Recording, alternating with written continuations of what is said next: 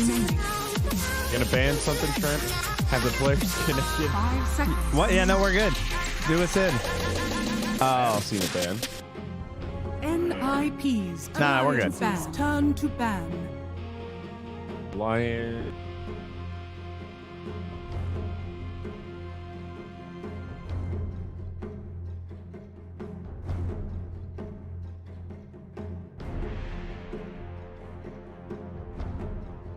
All right, Dota fans, welcome back. Day 4 of Beyond Epic continues on. Why do you sound like a ghost that's haunting 5 someone? seconds remaining. Welcome Whoa. back. LD's not here today. NIPs. I'm the turn ghost to of ban. Caster's Turn to past. ban. Woo! Game 2. I think I've been watching too many Suns fan videos and I just woke up with the Suns fan voice. It'll slowly dissipate. Don't worry. Careful, it's contagious. It's a very Alliance? real affliction. Alliance NIP. Be up first day, buddy. We've got 3 more best of 3s. You guys saw the schedule. Second 10 heat today going to be seconds remaining. Nigma versus Viking. Then it's going to be Bait versus Unique. Going to 5 see seconds Bait's remaining. first game of the group stage. Yes, and contrary to the graphics, it is actually 0-0 in those later series, so it's okay. Yes. Don't worry, we will play the series so that you can still enjoy those exact same results. You might need to do the thing you did yesterday, though. I think I hear the feedback again. It's impossible. It sounds like there's a little buzzball I tickling my ear. think it's you, but whatever. I don't know how that's possible. Why? Everyone else I talk to is back free. 10 seconds remaining. IP Alliance. 5 seconds remaining. NIPs turn to ban. Still there. Alliances turn to pick. So weird. Maybe you just need to reset, you know, give it the old pluggy, unny, inny. Oh. Well.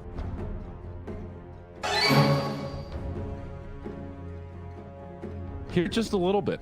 I actually didn't look at Twitch chat yesterday to verify. It was the same thing. I heard it's like that little, it's like 2% static. Probably 5 not noticeable seconds until early remaining. game, but I can hear it in the draft. Oh, there it is. There, you're better. I don't understand, dude. The things you do. I mean...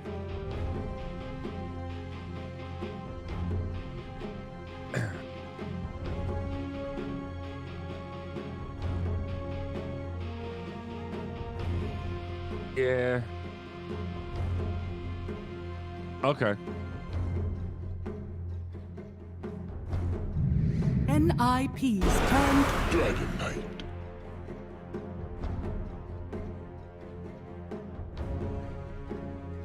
Yeah, I'm not sure what's going on with Alliance. They've just looked a little out of sorts most of the games that we've seen. Am I crazy? Yep. 10 Not wrong about seconds that. Remaining. 5 seconds remaining.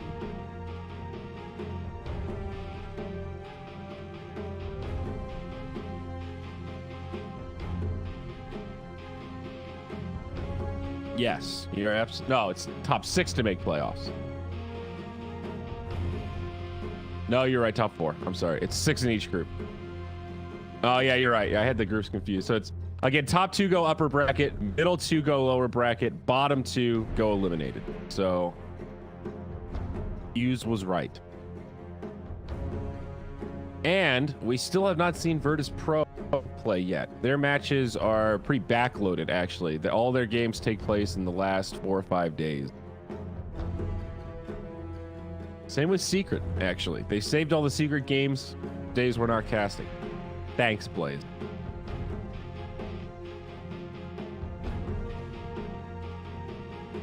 Well, NIP, man, they be thinking, what do we want to open with here? How do we respond to the Dragon Knight? NIPs turn to pick. Surely they want a Queen of Pain, right? Timber saw. I I guess, but she's still a great flex pick. We've seen the power of opening the draft with variable positions. Now they've got a timber saw.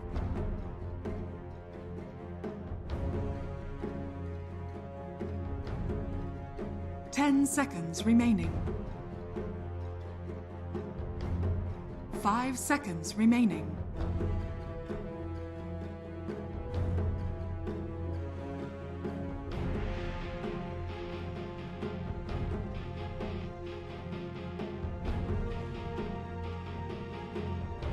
Yeah, I guess so. I don't know. I don't like it. It's too early. Timber's counterable. I don't know. Like we see the same issue with Timber over and over again. Maybe they'll pick some pushing heroes to go along with it, but I had to see it before I believe it here, buddy. Grimstroke DK. I don't like it. Second pick Timber. Get the hell out of here. Is Forever on this team? Yeah, I didn't think so.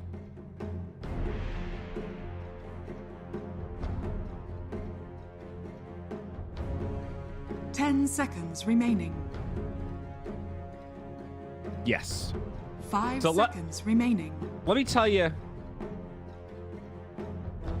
NIP's turn to ban. That's what I'm saying. It doesn't take that much to counter Timber. Are you ready to see Silencer get picked by Alliance, Trent? Are you ready to see a Skywrath Mage come out?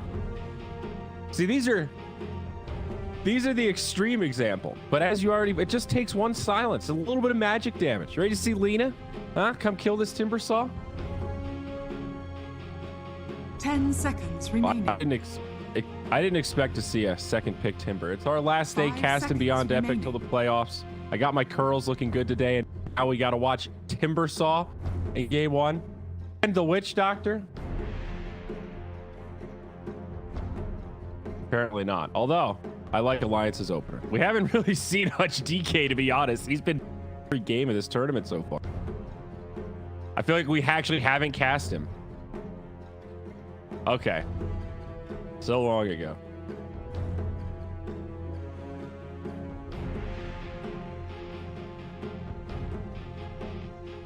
Well, I'm not off the DK.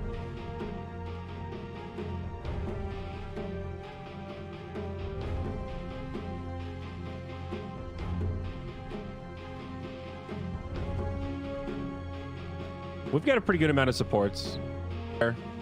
They did take out Oracle. Still pretty wide open support-wise, and now they ban out the Morphling. Thing. Vengeful Spirit. All right, so flexibility here. Unknown if this is core Venge or support Venge. Have NIP played it?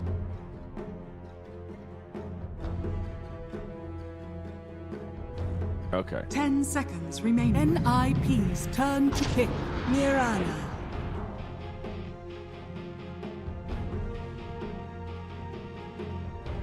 All right, let's see some pushing. The Mirana has been looking. Turn to pick. Starting to feel like she was a sleeper hero. Now they get the Luna. So you were right, auras. And that'll give them some push power. We've seen what Luna is able to do on that front. 3 items. Grab an Aegis, grab the high ground, and you're a turret. Turret on a kitty.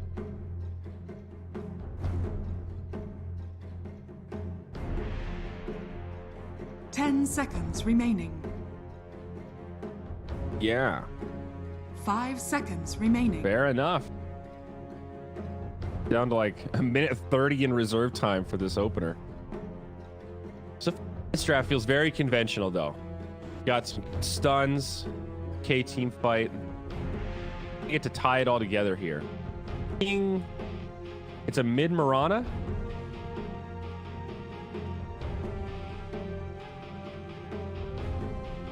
Yep.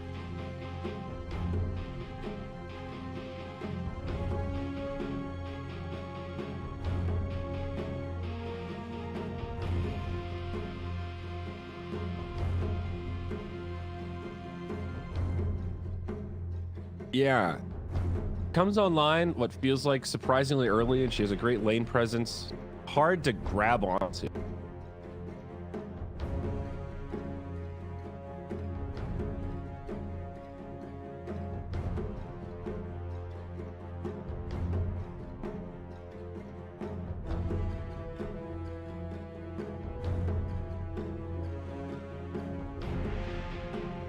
NIP's turn Not to an bat. amazing clock game.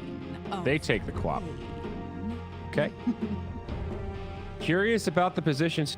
As I was going to say earlier, even though we've talked about how flexible Queen is, her support that much. I know Era played it. Sure, a game or two from him, but really she's been prioritized more as a core. 10 seconds remaining. 5 Alliances seconds remaining. Turn to ban. NIP just ban out the Bloodseeker.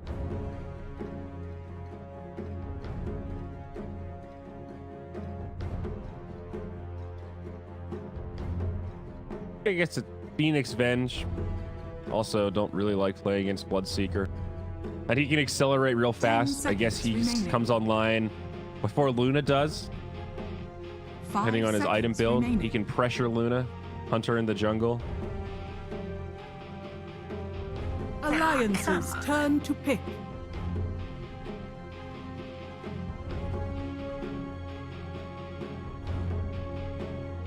Or they're gonna put StarLucK mid. Or...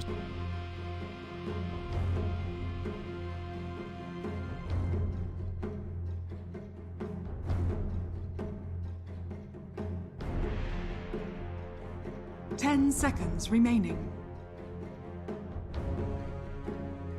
5 seconds remaining. Right, Alliance pretty low on reserve time themselves. Kind of depends where they're gonna go with this Mirana, but thinking that they need a support here.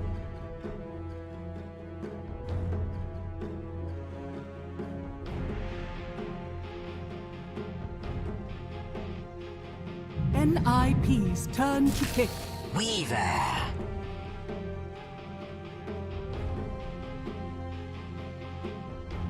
Huh. Weird draft. A lot of mobility outside of that DK. Got the Weaver Grinstroke combo, so certainly some merit here, but I still don't know who's going where. 10 seconds remaining. No Death Prophet or anything like that, but would be nice to get another hero that could assist push just a... I wonder if Prophet could work. There you go. Sticky Icky. It's the Viper.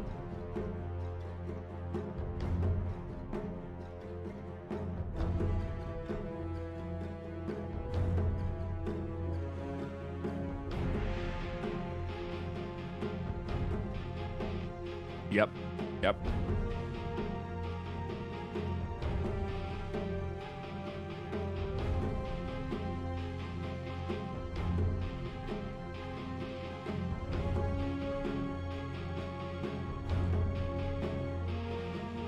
Decide which draft I like better.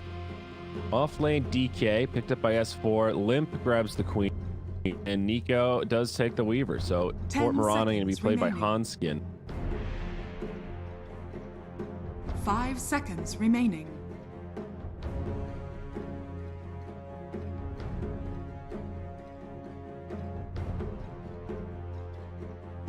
We've seen more core Mirana, I think.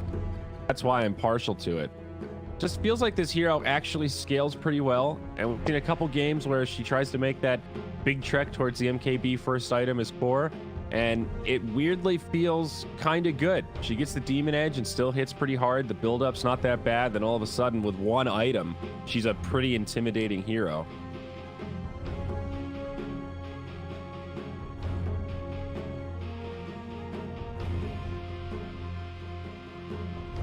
Yeah. I think I like this NIP draft.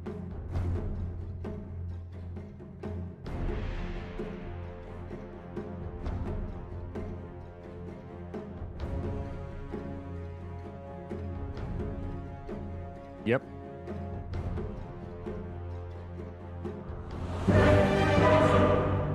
For sure. I'm a little worried for the Timber. He's not the part of the draft that I'm really confident about, let's say. It's just this Luna Venge Viper trio. I can do with Luna those moments where she almost like 1v3s, 1v4s, you know, these situations that you get forced into, either initiate on our Aegis Luna or watch your high ground die. And still haven't really seen a great solution to that strategy. Aside from just shut down the Luna, right? Like, don't let her hit critical mass. Easier said than done.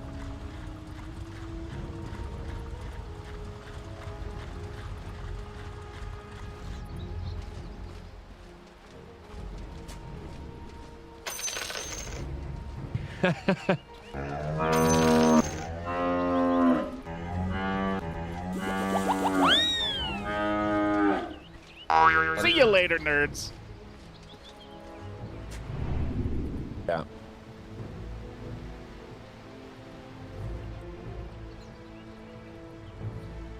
Definitely right. That is a big benefit she brings to the table. Even being able to snipe like range creeps, being able to snipe neutral creeps. 30 seconds to battle. She can farm neutrals somewhat easily with Starstorm, right? At least she has an ability that lets her kill some stuff if the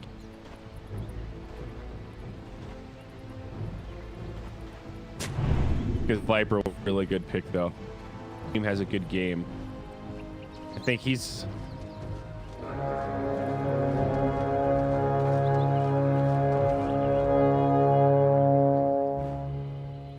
the battle begins.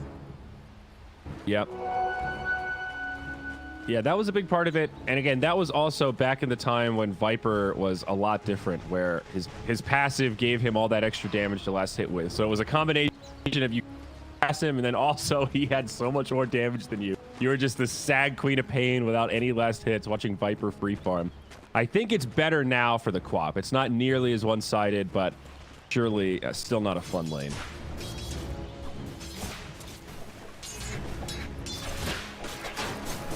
Yeah, really weird. I think I like present day Viper better. I think he's a better hero and more fun to play. They found a way to...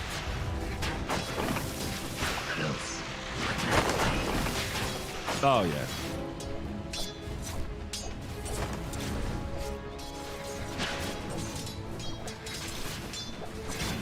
Hard to sustain mana-wise, though. The mana doesn't scale on poison attacks, so level 1's actually pretty rough. Thought you had that, didn't you? Every single day. In your debt. No way. No way. We missed a couple. You know.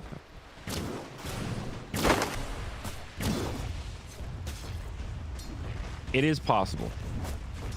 I have not been keeping a tally. Oh, that's good. That is great. It is. It is. Nico baby FNG, a little pressure onto Era. It's got some fiery spirits, though. It's a fiery one. Oh, Nico might actually be able to chase him down. Is this going to be the first blood? Era? Salty dog, he lives. Why didn't Nico finish him?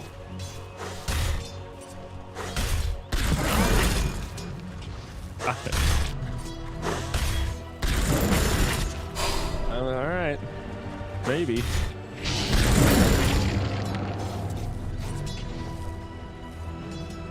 Is 5 considered a lot of armor now? Oh, I see. That's without the tower. Yeah. Still pretty close. Up top, Arrow does connect on Charlie. Dragon Tail combo.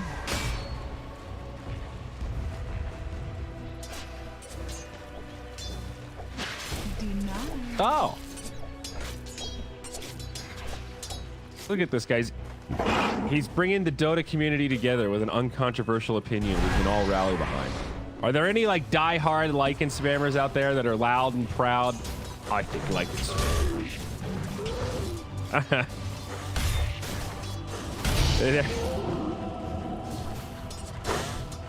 Making the most of every sweet moment left of this Lycan meta. Seriously, the way pubs are now with all pick, if you're spamming a hero like that, it does just feel like gambling. The coin flip. Is my hero gonna be banned? Yes!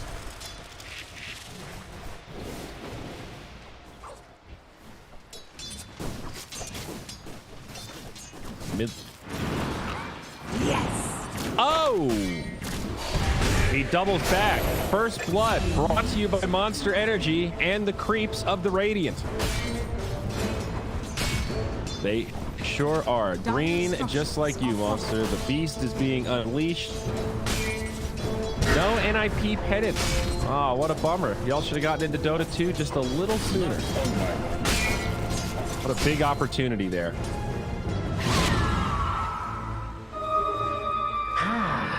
Gotta be Navi.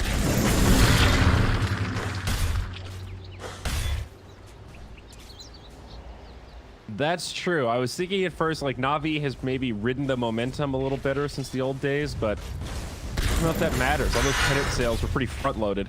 FNG down bottom. All right, good. It's a little poke.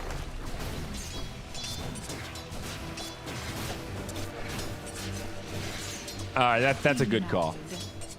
That's a good call. I mean, that one iteration of DK was a legit all-star lineup. I think they won. Did they win the Summit one?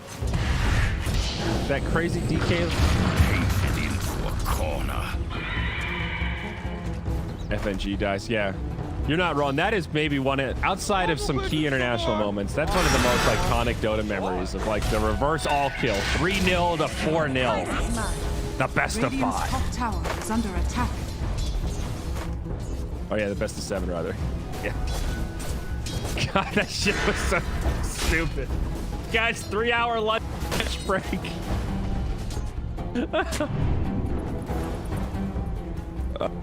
I always remember that because I think at BTS we were like brainstorming different formats, and I'm pretty sure on our whiteboard we had best of 7 question mark written somewhere as like maybe this could be a cool like one day, one series, all in, and we saw that and went nah. Dire's courier has been killed.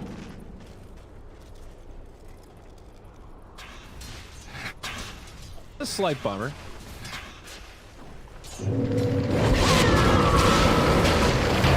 Vengeance courier looking for a go. Whoa, nice sonic wave with the TP. Connects on 2. Arrow off the mark though. Follow up not going to be there. It's the other way actually. Era is here. Now limp, low, burning down. He's not going to be able to make it. Yes, he will. Still dead. FNG now on the run. Sunray. Poison. It's deadly. And he chased down Sineko. Hunt's going to find that kill. So it's a 1 for 2.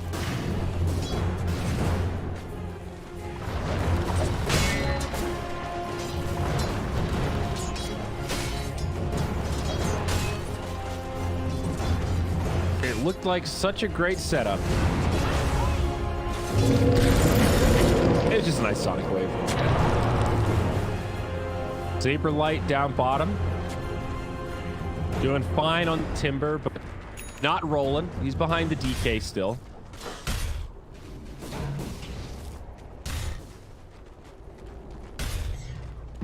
You're not wrong. They really haven't punished it that much. I was a bit surprised.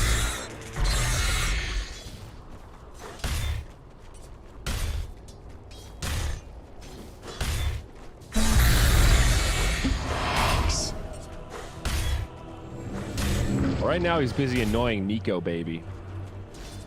Effective at that.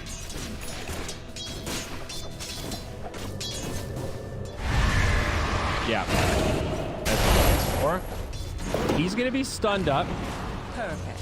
Dire's top Arrow tower is under attack. All right. Well, that was an underwhelming TP from Supreme.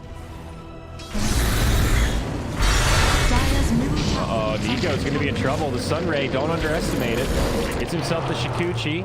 Inkswell not going to be there. Saberlight jumps out.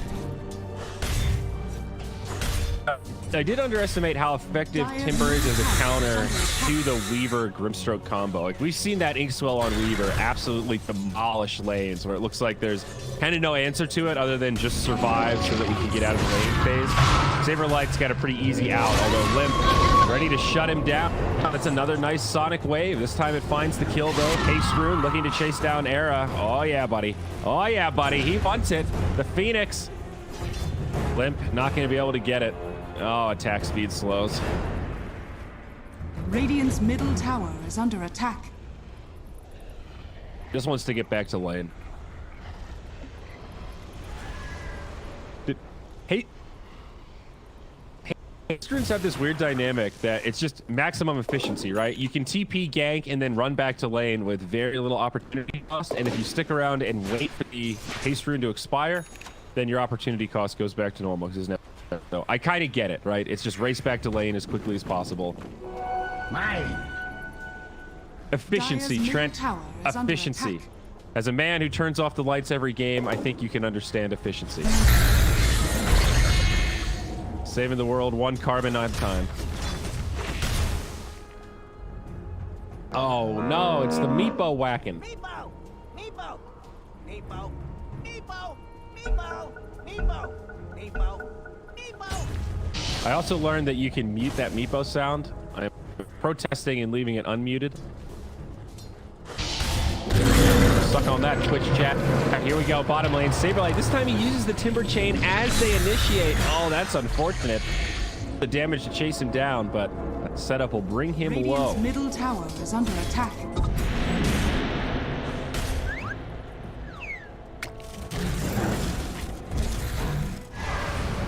Dire's top tower is under attack. Dire's structures are fortified. No, I don't think so. This is NIP getting that XP. Goes just farming under tower. Viper's killing ancients. Invisibility. Radiant's bottom tower is Saw under his stick attack. charges too. Radiant structures Might be are okay. fortified. Supreme. Dire's Could middle have a Viper tower strike. is under Couldn't get in attack. range though, I think. Up top. Okay, a Radiant's little bottom pick on tower Seneko. is So fortified. Hanskin hit him with an arrow. Classic. Bottom tier 1 falls at Viper rotation.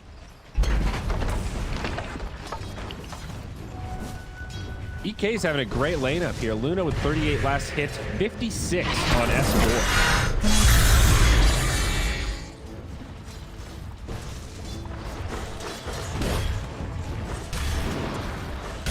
Spoil that shot.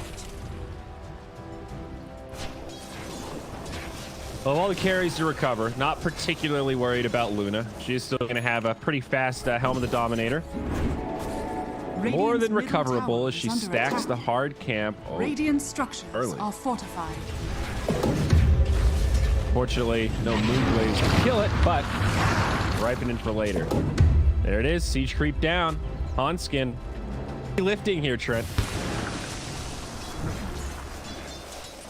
Hey, he's going to go Spirit Vessel first item. This is brilliant. Now, first item on Viper. Oh, look at that. I was just going to say, this looks like a good Atos game. An item you see on Viper fairly regularly, and he's going to go straight for it. Trent, one Wraith Band. Straight for the lockdown. On a Whop. Good build up, nice stats. What? And Deso going to be first up on Nico Bay. Coming in for a kill on the Charlie. Can they actually find this, though? The stroke does come through. Does have Eclipse, but now silenced up. TPs, one of them gets canceled, and Nico finds Radiant's top Easy tower peasy. is under attack. Dire's There you middle go. tower is under Inkswell attack. on the week.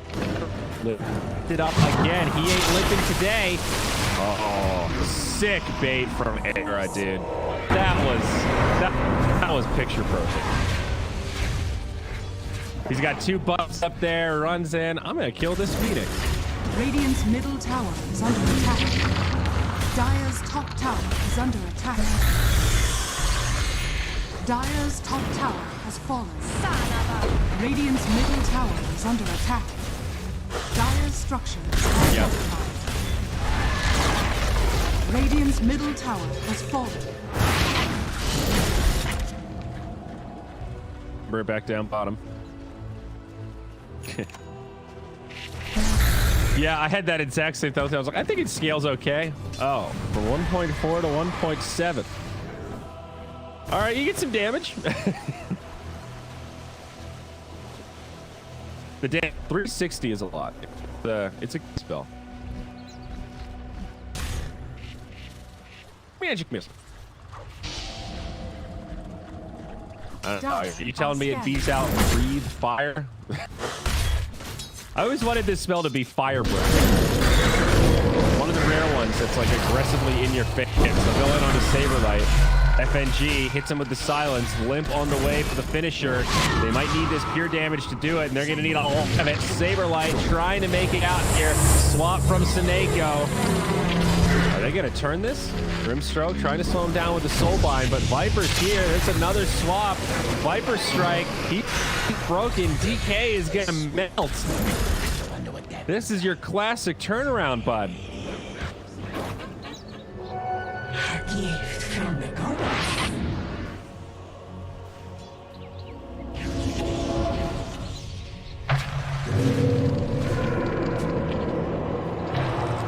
And of course, that started with a kill attempt on the Timber, and they were able to bring him down once with that Queen of Painting Sonic Wave, but he's gone for Hooded Defiance first item. I love this from Saberlight, just trying to beef up, and you can feel it in these engagements.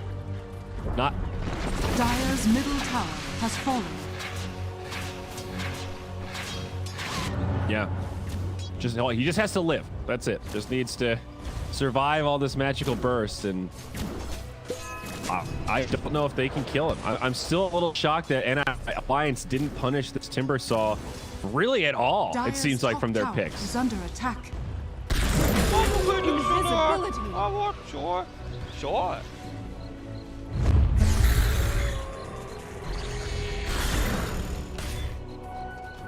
Dire's middle tower is under attack.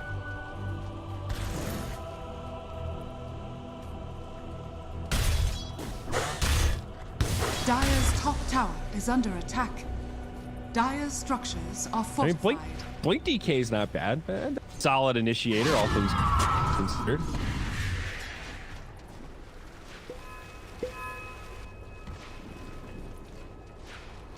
Yeah.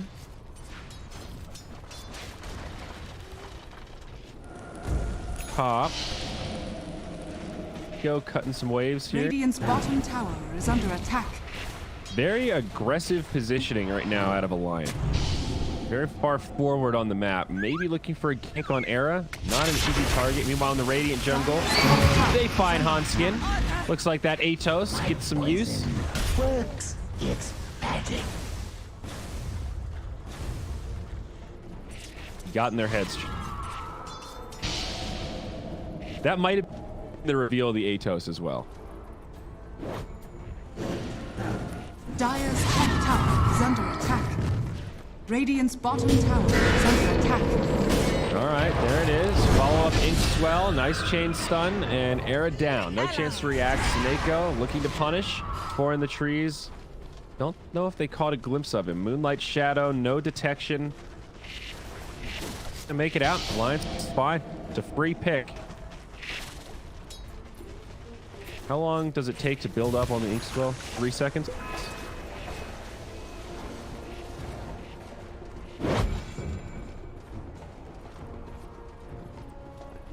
Yeah, you can get a pretty solid CC train with that Dragon Tail.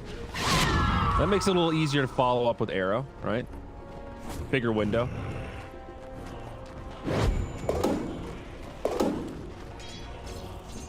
Against Phoenix, it's both. Oh, explosive damage from Charlie. DP, but not going to get there in time. Another fast kill. Very nice. Didn't even use Sonic Wave for that. Now the Atos coming back for more. Go baby. Soulbind the other way. S4 now jumps in. Gets the stun on 2. Seneko drops a stun the other way. A lot of back and forth. NIP low, but holding on for now. Alliance seem a little timid when it comes to diving this.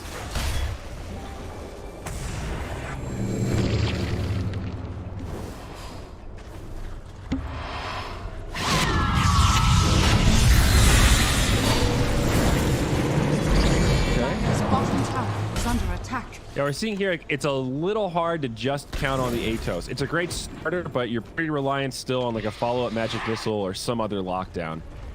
Dire's bottom tower is under attack.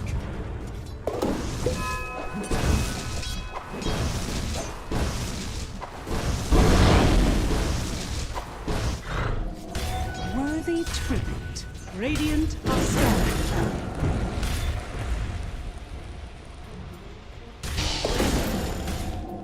Desolator.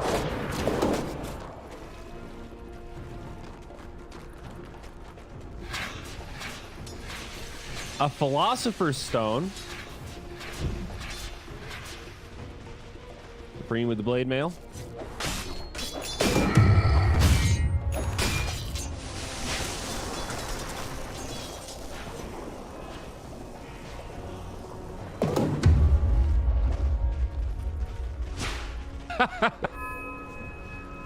Drop it, bird. I'm watching Always Sunny.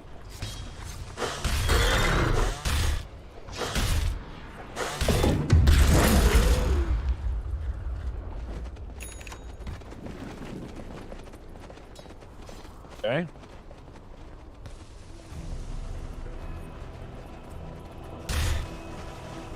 Hey, it's also not terrible on Timber Saw, but right, they're gonna leave it in the hands of the Viper. Pretty good.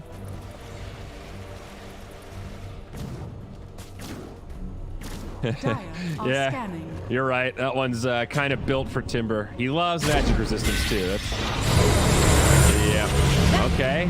Soulbind counter initiates. And NIP repelled, but the Weaver in a little bit of a weird spot. He's in no man's land here by himself. Dire's bottom tower is Might under shadow, attack. might keep him safe. Radiant's top tower is under attack.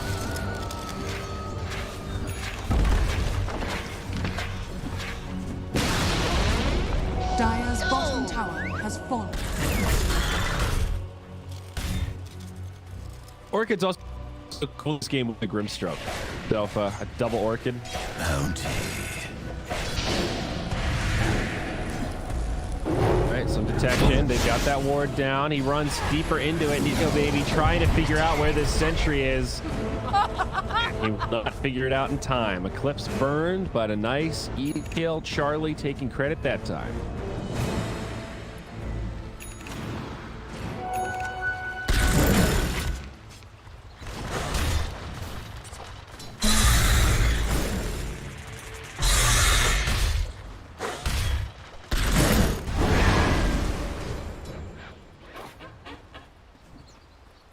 Seven to 7. Still a very even game here. Radiant's 1K middle lead tower for is Alliance under at the attack. moment. Oh, S4. They see him in the trees. Taneko scouts it out. Blink Dagger not going to help you in this case. But he does have some friends nearby. There's that Sun Ray. It's just melting him.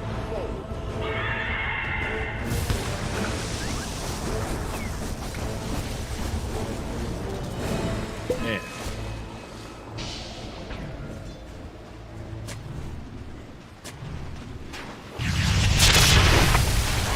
Okay, that's a dead Marana. It's a twofer. NIP. Oh, yeah. There's no hope. There's no chance. Can't do anything. Start that TP. Well, you're going to be walking back to lane, buddy. The Viper Strike lasts for 5 seconds. It's pretty deadly.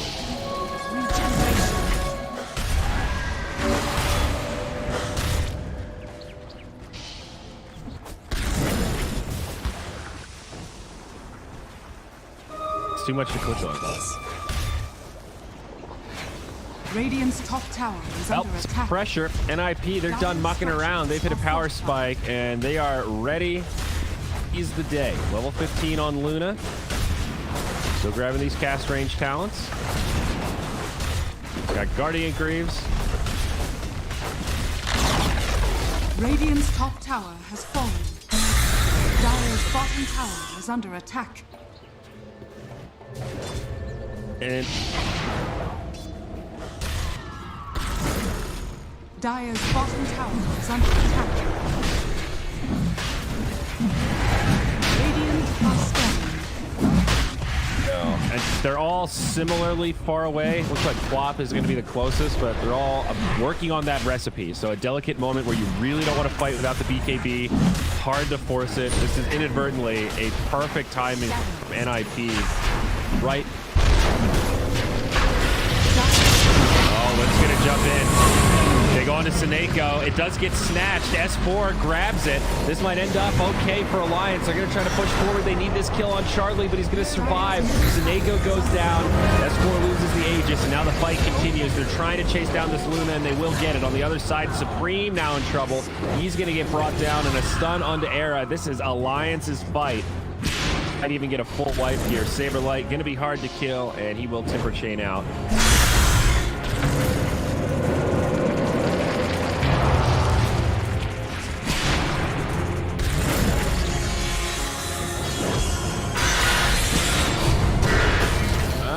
Yeah, I think so too. It's almost a great escape, but Limp stays true to the cause, and there you go. Full 5-man wipe in exchange for an Aegis. I don't even think Alliance took a casualty there. Wow.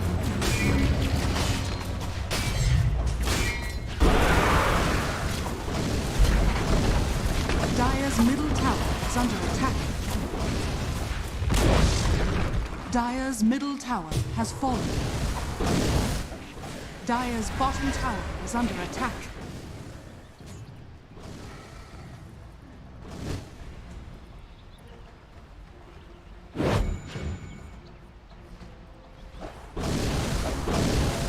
That was pretty close to the perfect sequence of events for Alliance. Hitting all their AoE spells to pretty much maximum big time follow-up damage and grabbing the Aegis. Nico down bottom. The prize is Bounty. They had 6Ks. Yeah. Go. He does have a time lapse, but doesn't really want to go back in that direction. I think he'd be good. Mine. Relight the tree cutter. Oh, he's still dusted. Too fast though. Chakram not going to be there. Instead, Hanskin lingering nearby. Like he's playing rodeo clown right now. Like, come on, man, try to kill me. Come on, I'm gonna jump over a barrel. I'm ready. I've been training for this. Let's go. Let's go. All right, no more leaves. You got me. But the Weaver lives.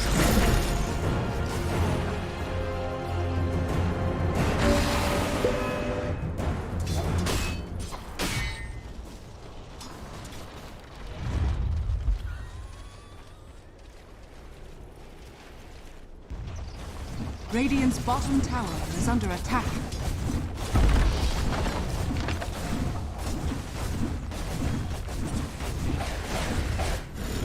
Yes. I mean, this is where Alliance are just going to crank up the aggression. Limp is now #1 on net worth. He's got a BKB. He's going to Salkaros. This Quap is actually quite scary. The advantage to having one of these highly mobile drafts, especially when you're ahead. They'll go in onto Seneko.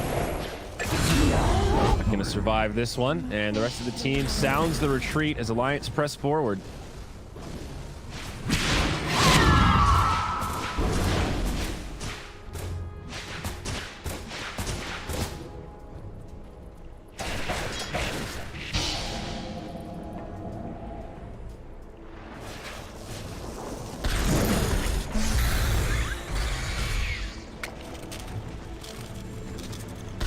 KB still pretty far off on Luna. Phoenix at the halberd.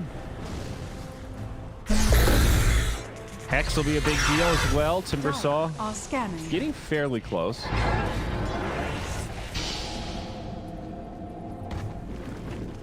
It's like, even though Alliance do have the lead, a good part is that support differential in the Mirana, actually. All 3 cores of NIP are still very even, really not that far behind the Weaver and the Quap.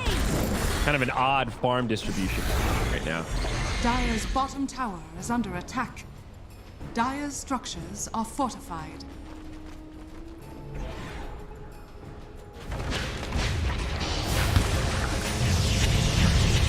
All right, now in onto the Quap. Silence comes out as the counterplay.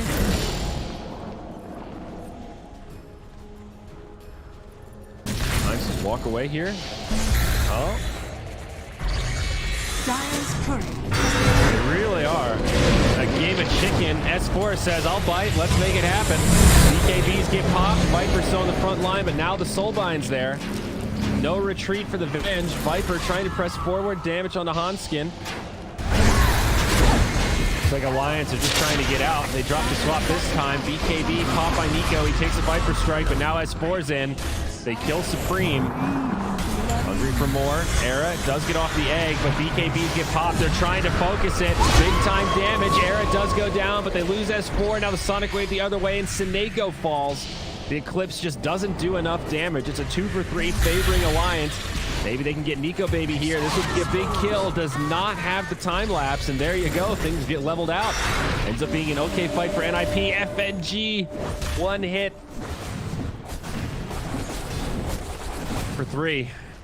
Alliance did lose 2 cores, though. NIP only losing 2 supports, and that trade will favor NIP quite handily.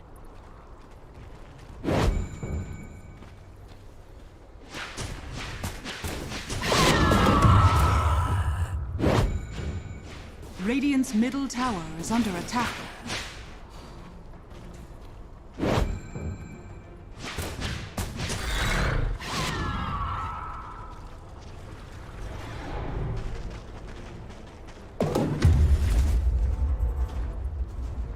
Yeah, though, to be fair, that was probably the hardest fight he's going to have to deal with this game in regard to the Eclipse. Those BKBs wear down a little bit. Things get much easier.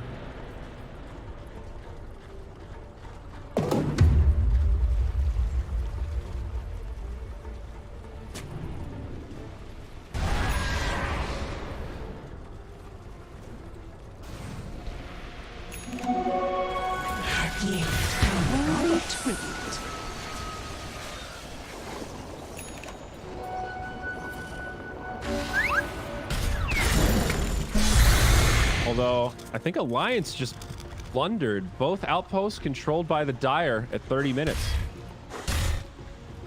Not crazy. Lingered a bit too long.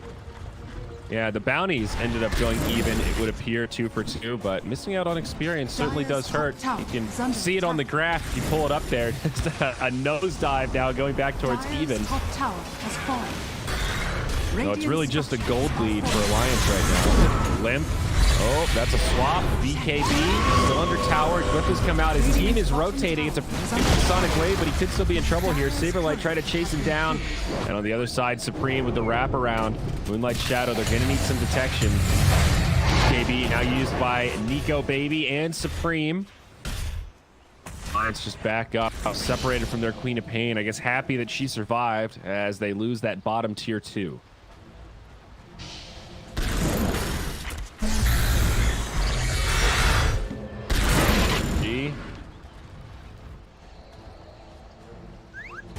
For my coffers. Dire's middle tower is under attack.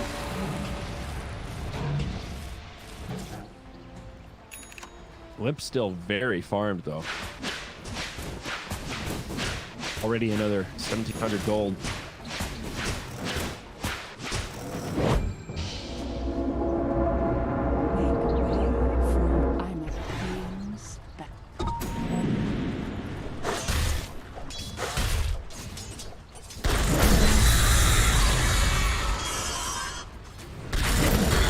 It's kind of an odd game to read right now. Alliance have a pretty significant gold lead, but it also sort of feels like NIP are spiking a bit right now, and it's not really easy for Alliance to take them in team fights.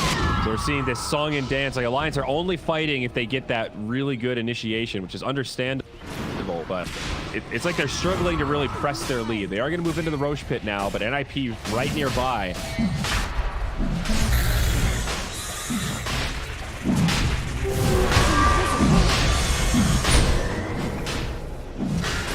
Risky though. Roche falls pretty quick and still got half HP as S4 jumps in. That'll be his BKB. Soulbind, Viper in trouble. Supreme goes down first. Seneko second. NIP falling quickly. Saberlight just getting destroyed into stun durations. Disarmed. Use the Eclipse, but nothing comes out of it. Now Alliance having no issues pressing this advantage. If they can escape the Viper, they'll take that.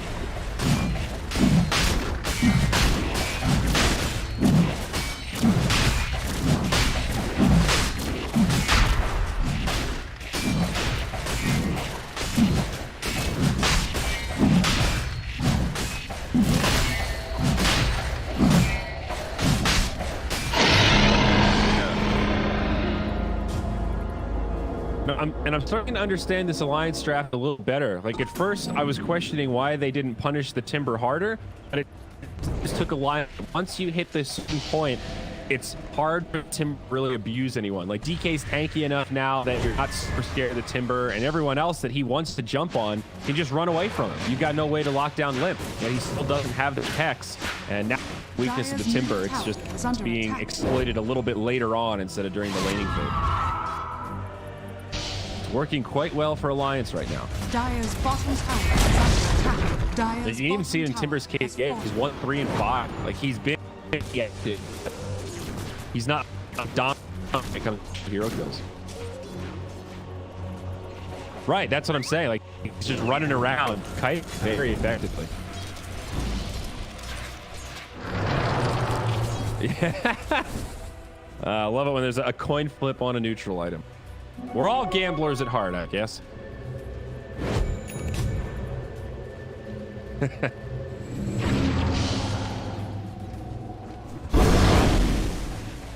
We need like a brawl level trip, you know, every 1 out of 1,000 neutrals, the box just breaks and you don't get an item. Yeah. Grimstroke working on the Aggie Trent for a dark portrait.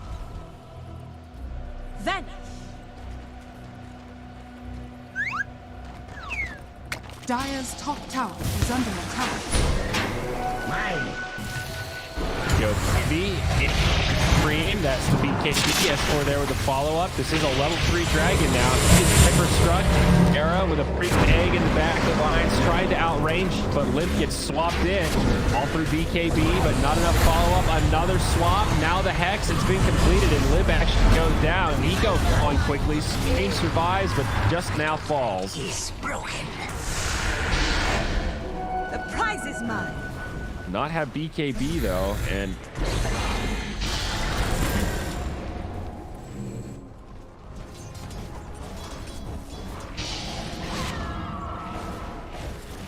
oh, almost exactly too.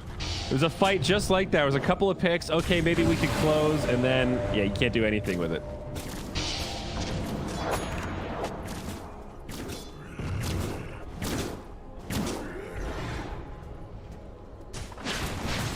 No longer #1 on net worth. Still ahead of the Luna, but we'll put a damper on your Hex progression.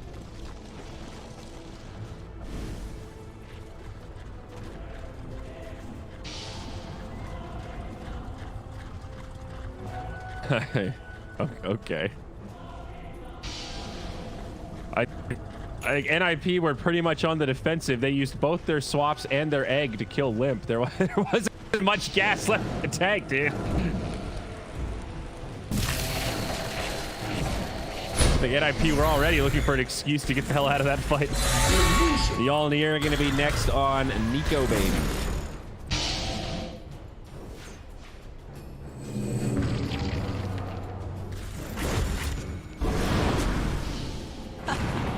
Perfect. Arrow connects. Well, they've got S4 here. They want to go in on this fight. Limp with the BKB. Boinks up to the high ground. Gets an okay ultimate mitigated by the egg. Snako swapped to try to live, but Era falls. Snako as well. They are going to lose the Mirana, but it's a triple kill for Nico. A great fight for Alliance. Charlie is trying to sustain. They do get the Aegis, but now Charlie's stunned up. No more BKB. He just can't live. Supreme saved his BKB this whole time, and he is going to fall. Oh, there. Ultra kill. Go.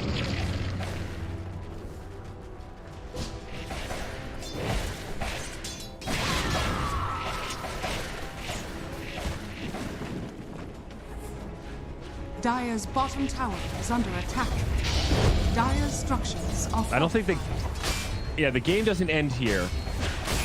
This is the beginning of the end. 20k net worth. Even if you burn these buybacks, yeah, it's just digging this hole like even deeper. They'll still get tier 3. Glyph's already been used. Now the barracks exposed. A creep wave up top already at the tower. Still 40 seconds on Luna. 30 seconds on Timbersaw. Alliance know it. They are not going to back up. They just head bottom. Gonna put this Deso to good work. Limp comes in. Follow-up Soulbind, looking for more damage onto NIP. They might get Seneko. Nico, baby, able to time-lapse back, and it's going to cost Supreme everything. That's the dieback now. Dire's bottom tower has fallen. He's got the cast range down. From downtown, as they say. Dire's bottom barracks has fallen. Dire's bottom barracks has fallen. He's on the low ground. Okay, well, she's pretty much over here. Viper down for over 60, and they've got the Deso. They'll just take a top.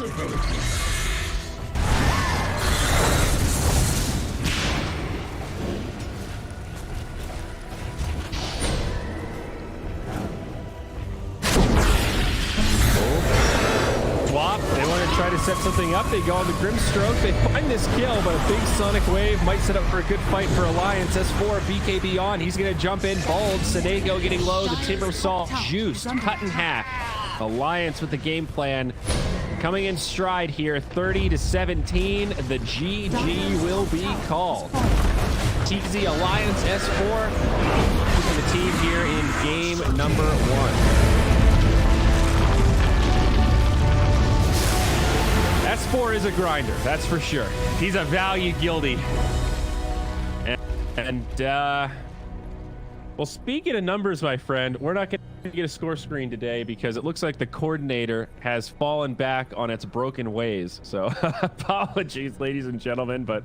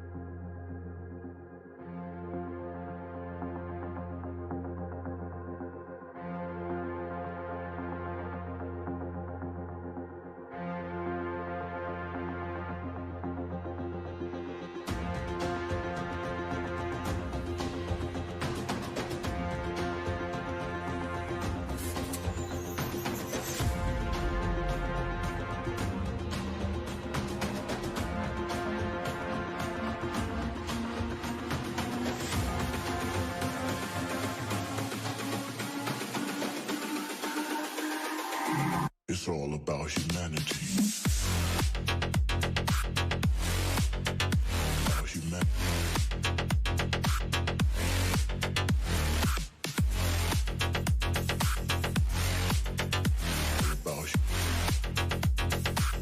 It's all about humanity. About humanity.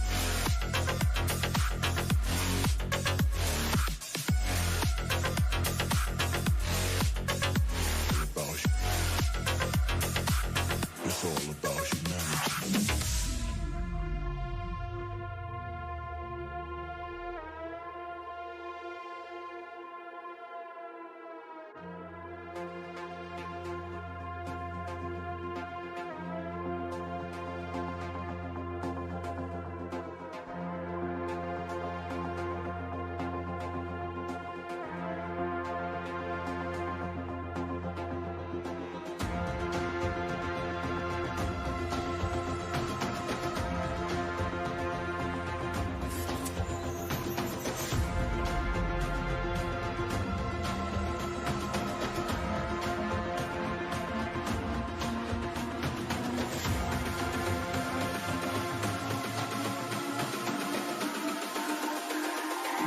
It's all about humanity.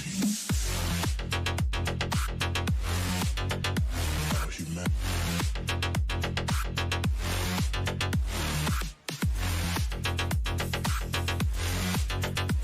About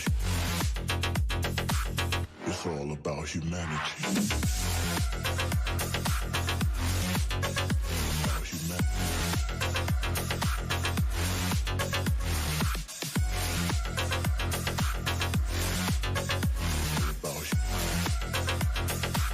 It's all about humanity.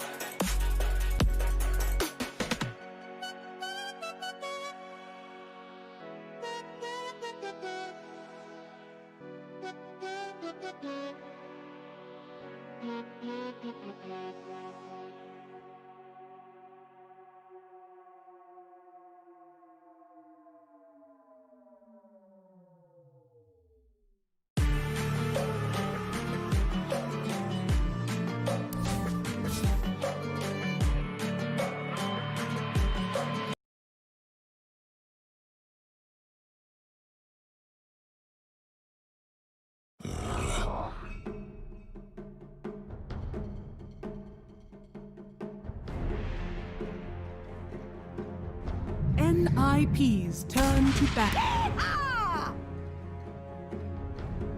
Alliances turn to ban.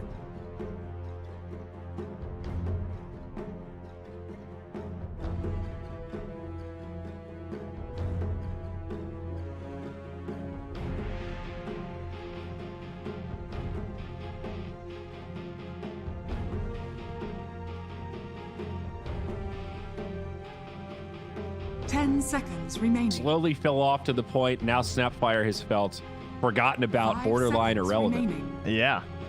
It's kind of okay versus the axe. That's probably the reasoning. Alliances turn Maybe to being able to like cookie people away and stuff. Cooking the axe. Cookie someone who's... I wonder if you cookie someone taunted, depending on the attack range, you might get them bouncing right onto the axe, right? Of course, they're still going to be right-clicking, so it doesn't really matter that much. Board number is so big on this. I 10 love how he's seconds just the remaining. hero. Who cares about Granny? Grams is just chilling like, yeah, 5 seconds remaining. we know everybody wants to see you, Mortimer. No, good ban on the Grimstroke. That was just like way too good from FNG last game. I heartily agree. Another one of these heroes. They're just, it doesn't feel like there are a lot of counterplays beyond just don't get caught by Soulbind. Try to predict when Inkswell's coming. These are not effective counters to the hero. It is a 10th pick overall here for Alliance this game. So this is the part in the draft where as Alliance, you know that they're going to be counterpicking you, right? So like you pick, then they get to counter, you pick, they get to counter again, and then you're rewarded with that 10th pick after seeing the last two. So this pick, pretty important because you don't want to give away too much, but you also still want to be like protecting and thinking about your next pick. Because you mostly want the other support here unless you think they're going to steal it. And they grab the Bane. Yeah, another kind of forgotten about support. I think we've been relatively hot on this hero, just conceptually. BKB piercing disable, stuns are good right now. Strong laners tend to be pretty good. They go right into Clockwork, and not somebody that Bane likes playing against. That's for sure. Yeah, interesting Bane pick. Like Bane over Witch Doctor would be the big question mark, right? Because Witch Doctor kind of does what Bane does in this current patch. And he secures the lane. He's got a channeled damage instead of control, though, and I think that's mostly the reason why we're seeing it, is that the idea is that they just want some additional lockdown for the Queen of Pain. We saw the triple BKB purchase last game, and how important that was, like kind of for both teams, right? There were so many BKBs popping off, and getting the Bane to help with that is always going to be a big factor. Yeah, and they actually have triple BKB piercing right now if you count the egg stun. I mean, like Rubik, again, this weirdly hot and cold support that pops up, and we'll see him 3 games in a row, and then he's just forgotten about for a while after that. Well, it's a good thing he was ignored, I guess, because it helps you pick. But that might be why we don't see Bane that much too, right? Is that he doesn't really have a way to not give up grip. Yep, absolutely. All right, Alliance, how are we going to round this out? We've got some pretty good initiation. We've got some solid lockdown. BKBs aren't a big issue. Now, where's this damage coming from? They need a Nico baby hero here because they want to save the 10th pick for Limp because they don't know what his matchup's going to be. You're laning with a Bane, so you can get away with pretty much anything. SlarluK they could go for like a mind. They could go like PL if they're thinking like Clockwork counters. It's like kind of okay versus the Snapfire too, but then you get Queen of Pain. At least she has some AoE damage and control. They'll take the Kunkka. So, all right. I mean, we've seen Kunkka last banned maybe more than any other hero, so this also makes sense. It also just means that you're keeping the you're taking away a really good mid hero for NIP. Like they could have picked up Kunkka, and then they have the flexibility of like he's going mid. We don't care what you pick, right? Like Kunkka's gonna do fine. Queen could have been off lane, and they get a different one. Now, Nico Baby gets that pure 10th pick of, like, my game-winning hero, which, to be fair, is how Alliance usually does it, right? Like, he tends to get the 10th pick more than Limp does. Ursa. Hey, all right. Another one of these. We've talked about Ursa so much. Actually haven't seen him picked that much. Now NIP will give it a go. Yeah, that's a sick Ursa pick. Kunkka, Axe, and Phoenix. Bane, kind of annoying, but... with the status resistance, if you try and catch him during the enrage, you're going to be pretty upset. This is the coin flip of off laners. You've got 2 routes. You can take somebody a little more int base, or you can take a big bruiser like your Axe, your Mars. And there are 2 heroes that completely shut that down, MK and Ursa. Rip Axe's lane. But they've got a lot of lockdown, right? You can see a world where if they catch the Ursa, you've got X, you've got Nightmare.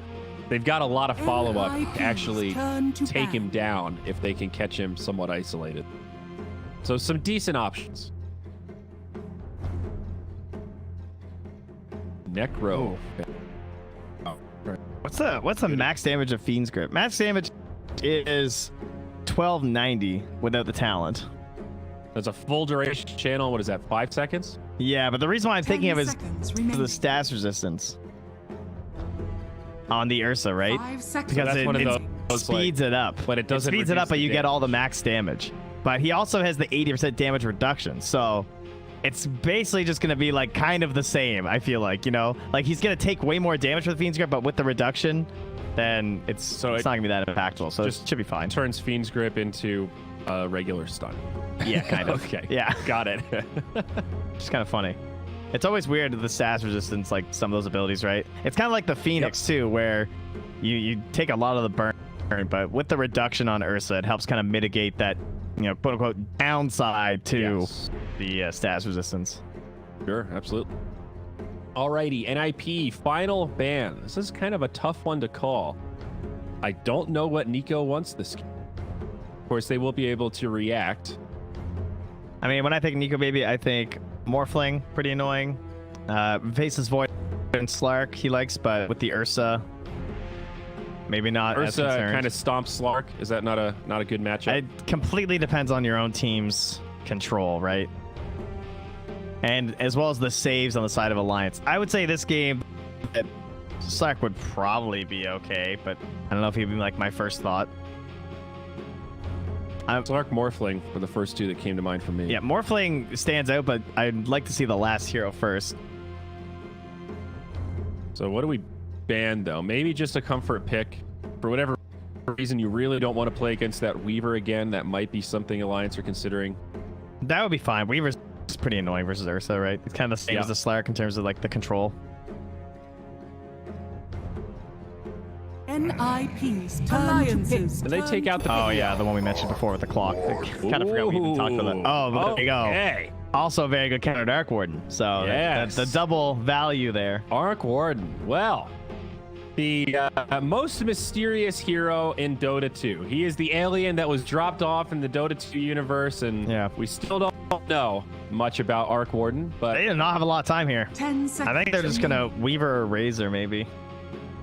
what is the go-to against 5 Arc Warden? seconds remaining. Is It's there PL. a counter pick? Okay, just PL. Yeah, that's I mean that's one that just immediately jumps up. they take Now the that- more. Choose your hero. Okay. So they stay within the comfort zone. I think that's smart. Hard draft to read, but it looks like a damn good Arc Warden game. Well, there is still X and Kaga, a crazy good Arc Warden game. Because when I think like the best Arc Warden games are like Drow lineups, right? That's like peak Arc Warden. Like you're split pushing a little. They're trying to come in and take your towers for free. You're putting down the bubble. Like a lot of their damage at least is in your face. Speaking of face, what is up with Bane? That cosmetic looks like a Teletubby or something. What's going on with his head? I don't know. I have no idea what 10 cosmetic this is. It's like you look like a unicorn or something. Dig into the center of the earth on this thing. 5 seconds remaining. Arc Warden, man. He's a hard hero. You always get that sweet cosmetic with the dragons, though. Oh, he So looks we're in. dope. There's no questioning the cosmetics game. He's got a badass model just in general. Yet I think I like this NIP lineup a little bit better. This is a really hard draft to read. Probably Battle Fury for Ursa this game. NIP, both teams have some greed. And Alliance have pretty solid creep clear. They should be able to handle split push from the Tempest double. Like, how's Morphling versus Ursa? What's this carry matchup go like? Because if Morphling goes E-Blade, that sounds really annoying versus Ursa. You want shotgun anyway, but just having E-Blade is against an Ursa-esque hero. But at the same time, Ursa also counters a lot of those things that Morphling likes to do in terms of like kind of playing around with you and teasing you deeper, right? Like he just keeps stacking the swipes and stuff. So that's why I say it's so dependent on like the allies that are around. Because Ursa's not like a particularly amazing morph either. Like turning into Ursa isn't that great. It's kind of cool with like the jump and stuff. It's better than it used to be, that's for sure. But yeah, that's true. You're like discount Ember Spear. With the, I mean, what you can do is you can turn into the Ursa. You can jump. You can activate your overpower and swap back. So like it's good, but it's not. I would say it's like top tier level of like gyro. You know what I mean? But still definitely decent. Prepare for battle. Supreme, he is a silver Arc Warden. This man is dirty. This man has ruined pubs. That is a badass cosmetic. The dragon. He looks so cool. He looks like an alien Khaleesi. It makes little dragons, eh? Dude. The little sparkle. What is this from? How It's old pretty is this recent. cosmetic system? Okay. The set is older. I think the spark rates are just individual, aren't they? I'm not an Arc Warden player, nor do I see him regularly. He's a cool cat. I always thought he was cool. Can you teach me how to play Arc Warden, Trent? It's the Wraith Binder. No, I have not dared delve that way. Is magnetic field still busted? I know there was something where 30 it's like if you put this on buildings, MKB doesn't work on buildings. Yeah. So magnetic field is essentially uncounterable when it comes to defending high ground. That's aside correct. from just walking into the bubble. That mechanic still stands. Yep. Pretty obnoxious. It is. It really is. What's the uptime on that bubble? The magnetic field? It's got a decent downtime, but you have to remember there's 2. So it lasts for 6.5, 20-second cooldown, but when you have your clone, then you're stacking that on top of each other. 13 out of 20. That's pretty good uptime. Yeah. That ain't bad. Alrighty, 3 bounty runes. Nope, 2 bounty runes. Colorblindness strikes again. It's all right, guys. Also- He can't help it. Leave him Also, alone. reading comprehension.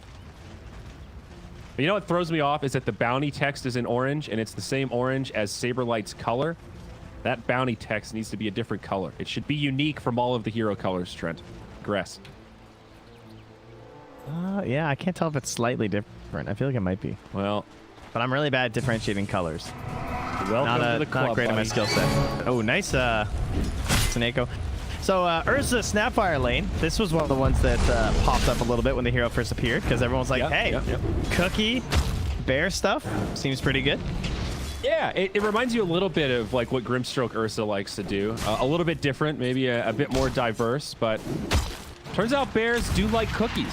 I didn't know that, but They got a honey base, these Fire Snap ones, you know? so Phoenix Axe going to be that off lane for Alliance. Supreme versus Limp mid. It's going to be a pirate versus an alien. Yep. I had no clue how this matchup goes. I imagine pretty good for Arc Warden. Melee hero. He does need to ramp up a little bit. First couple levels will be good for the Kunkka. Arcwarden kind of reminds me of TA, where it's like, I mean, I guess TA, everyone kind of knows how they're supposed to play with like the damage builds and stuff, but even occasionally you still get like majorly outplayed in ways you shouldn't. And I feel like Arcwarden can do a lot of the same stuff with the Wraith, where he can just place in these spots that just get like so aggravating and annoying that you eventually like tilt yourself out of it as they take down the low armored Phoenix. Just one ring of protection this game just gets worked by the Ursa. Yeah, not a fun matchup. And haven't even looked at this top lane yet, but Saberlight completely repelled, forced to salve from the pressure of the Bane, which means Nico has a pretty safe lane to get things started. But Supreme probably just going to do triple Wraith into Necro. Seems to be the way to go these days. What's the mechanic with Arc Warden and Rapier these? I think the clone just doesn't get it, right? Oh, wow, that's a big nerf. I know it used to be busted. The clone just got all the damage with none of the risk of dropping the rapier. Yeah, that was the main problem. That was dumb, but the clone just straight up gets nothing. Wow, S4 down bottom. Cookie gonna stun him up. Charlie, attack speed slow, but they might be able to find this. Hanskin doing a great job slowing them down, but Charlie jumps forward. Meanwhile, FNG does go down in the top lane. Hanskin still being chased. Scatter Blast to slow him down, and Charlie has one more pounce. Earth Shock to find the kill. Yeah, he doesn't get gem or rapier. He won't get any item that drops on death now. That was the change. Kind of makes sense. You know, that's sort of part of the item. Wait, I'm you sorry, know? say that again. He doesn't get any item that drops on death. So he doesn't so get just- gem or rapier. Just can't. Yeah. All right. Well, I'm okay with that. Yeah, I think a little bit too good, but Arc Warden was stupid for a while. S4 down bottom. He's trying to grab this creep wave. Sineko racking up some denies here. the power of the axe. Like he gets the root. That was a pretty sweet rage creep deny there. Yeah, I'm surprised he didn't get more of them, I guess. I guess he didn't get the aggro, but this is one of the benefits of axe. Even if you pick him early, you can always just dodge the lane. They're going in on Snako again, forcing that dive. Or wanted that courier, but couldn't get there in time. Oh, and S4. Courier comes back. Charlie is a great bait. S4 in deep. Now Charlie might be able to finish him off. No, the creeps path block him. Oh, that was sick. Oh, he could. He's looking at this little shredder. He's like, oh, I just hit level 3. But yeah, Does not risk it. Just wants to 7-point the Scatter Blast first.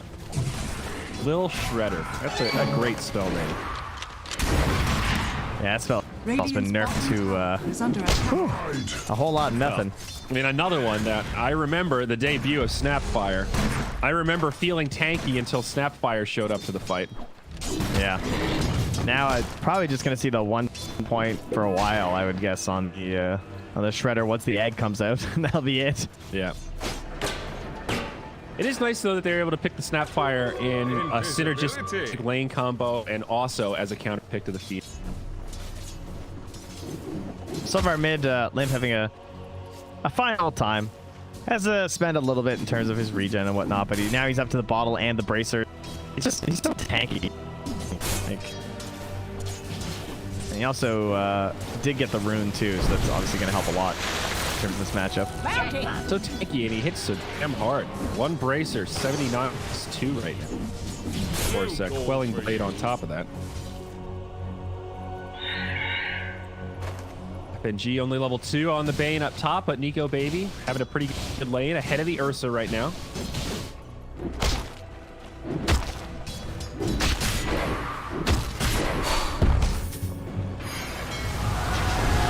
Next, I hear a boat.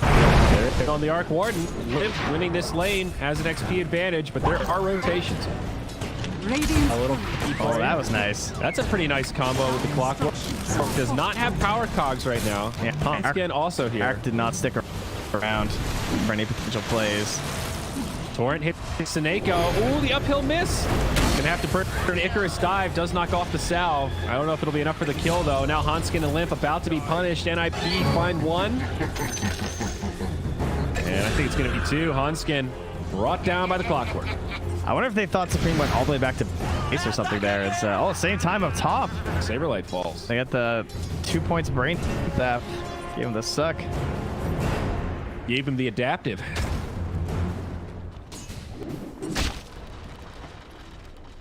All right. Well, despite losing the Kunkka, that kill on the Quap is enough to maintain Alliance's very small gold lead.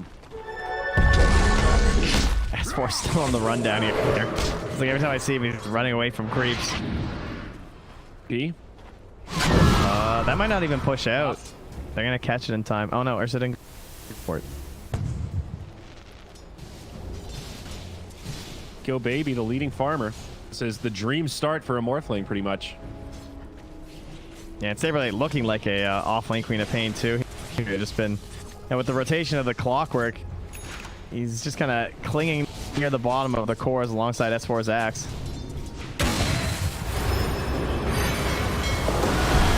Lane. The level 7 Supreme boat from Limp comes out. This is one of the more obnoxious parts of the Arc Warden. Doesn't continue spamming the Spark Rays. I guess a little bit low on mana. Even a victory just to force like a defensive boat out of Limp. Step lively now. Your admiral is on board. Up top, they know Ares here. They had the Observer Ward that he ran through coming up and in. So they think that it might be covered. They even tried to de-ward it because they noticed how they moved when Era came up, and that ward's just too far off to the left-hand side. So keeping FNG safe here to try and pressure Nico Baby. Well, meanwhile, as we're watching that attempt, going to the kill down bottom. Caught by the Ursa. Nico Baby's going to run right into Era. Starts morphing immediately. FNG took a dagger. You can see though how Era knows. Like, yeah, he's at 100 HP. Does not matter. I am not going to kill this guy, right? I think Era has played a fair amount of Morphling games himself, so he knows that trap well. He's got a set, you know. Yeah. Remember, Era used to play core for 8 years. Era tiny. The good stuff. Oh, can't get the hop down bottom to can't. I think the TP. Even in the Han days. Well, what do you think about that? Well, they tried to cancel the TP down bottom with a cookie. Meanwhile, there is a ward over here spotting that camp, and they gave him the flare. So take that. We saw that same thing yesterday with the Panko. You know, just under that vision, gets the tipper. Limp able to walk away mid, so they'll survive. Well done by Era. I think even back here's a newer is though, Era only played carry. He is still comparatively new on the support role.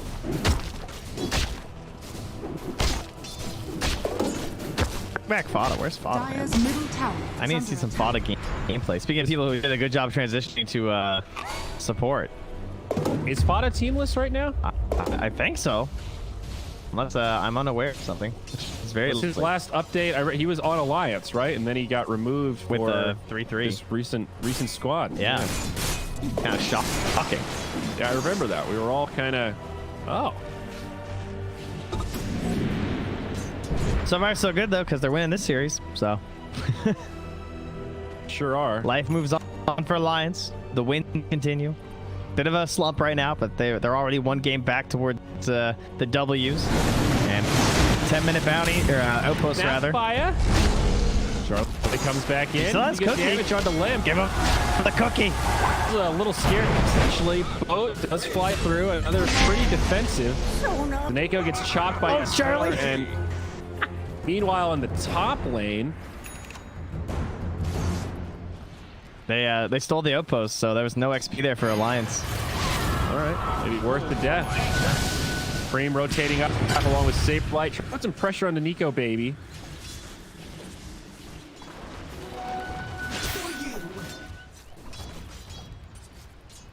Eight to 2. Frame is Ball lead for Alliance. Down bottom, S4 initiated on again. Now level 7. Gets off the taunt, but Charlie is here. Still no fault to the overpower, but more than enough damage to bring down the tanky axe. Pretty chaotic lanes right now. Looks like there's damage being traded everywhere. Fiend script now up top. They want this Queen of Pain. FNG from Fog chilling in the trees. You can tell why Limp is so high in the leaderboards, though, with he's getting so much farm out of this mid lane, like not even rotating his Kunkka. He's just abusing the jungle right now. Radiant's top tower 9 and is 11. under attack. Dire's bottom tower is under attack. Thinking about the Halberd first versus the Arc Warden and the Ursa. Makes sense. Good. That bonus duration. A great value item on the admin. All right, here's the initiation, though. Cookie, Ursa's got the full belly as FNG gets destroyed by the Arc Warden. Limp getting initiated on, will survive for now. Heal up from the Sunray. Nico taking pretty heavy damage. Tempest double down, but Alliance Bottom tower is under only attack. lose their Bane. It's just a quick one for Nell.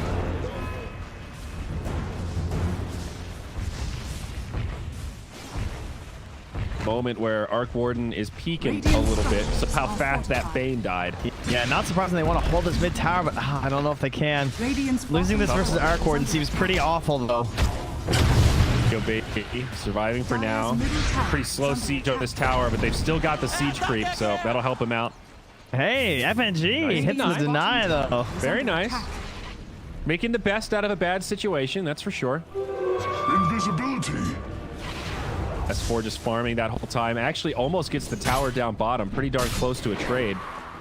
Now some progress towards his blink, but he needs to get out of dodge. Era's a coming. Not yet level 6, though. No hook shot.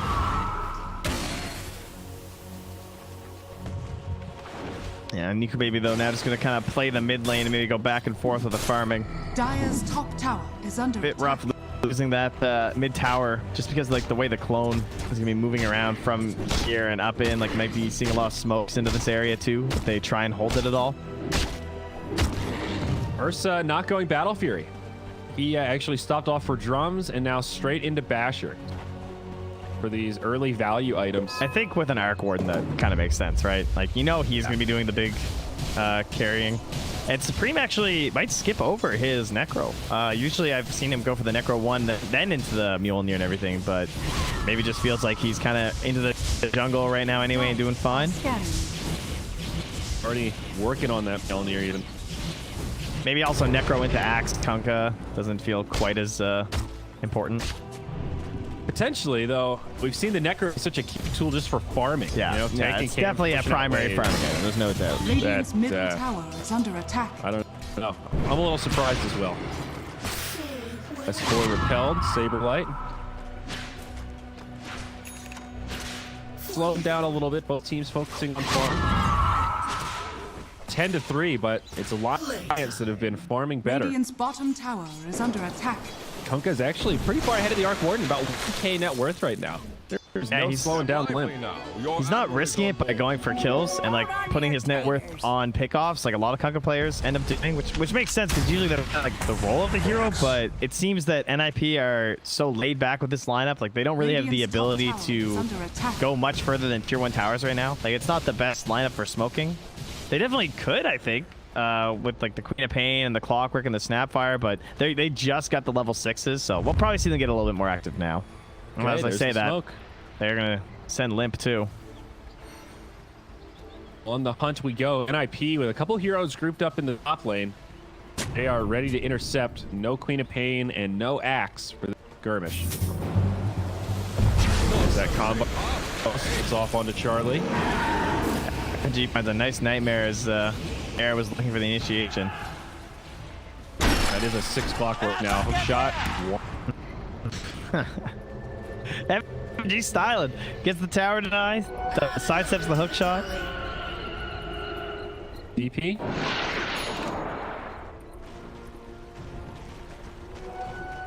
So we'll just go 2 for Dire's 2. top tower Saberlight is didn't under want to attack. go aggressive for the bounty run on the side of Dire's Alliance. structures are fortified. I think Alliance Radiant's probably bottom tower is under attack. okay to take a slightly more passive turn, waiting for that E-Blade to come out. 1,500 gold to go on Nico, baby. Oh, they're just going to lose another tower, though. Dire's top tower is under attack. That tier 1 down bottom finished off at least. You're right. They're losing this Roche control man. versus Ursa. This is the same setup we saw up top. FNG from the trees. Fiend's grip for the kill. Big time TP rotations. They want this they went for kill on Nico baby instead. They could have had FNG. I'm sure they knew it. This is going to be a tough kill. Mortimer kisses. They tickle. Radiant's bottom tower is under attack. UK favor now for Alliance. Yeah, FNG managing to get it. Kind of unbelievable, frankly. That you don't get punished for doing that at the tower. Multiple kills on this quad. I can't believe Limp is still 0-1 on 1. Such a weird scoreline for a Kunkka. Radiant Top. are scanning. Little fight breaking out here. On to Han Skin. Now surrounded. He's gonna have the hook for neutrals if he wants out of here. He goes for the lane instead. I don't think that's going to be enough, unfortunately. If he went back, I thought he was gonna go this way, but he would have just hit the Bane anyway, so. This Queen of Pain really struggling. 1,000 behind the axe. Trying to nip at his heels in terms of farm. S4 mid lane. Does get a good catch under this Arc Warden. Both follows through and they get supreme. It's a great jump. Saberlight also X'd up. He's going to be in trouble here. Blink not available. Onskin does end up going down. That Tempest double is still alive. They killed the real Supreme, but now Saberlight gets finished off by FNG. S4 left behind. Oh, no Snapfire cookie though. Can't catch Limp. Caught by the scatter blast, and Radiant yeah, structures are moves fortified. away. That was, I think, pretty much 4v5, right? This Morphling's just up top farming.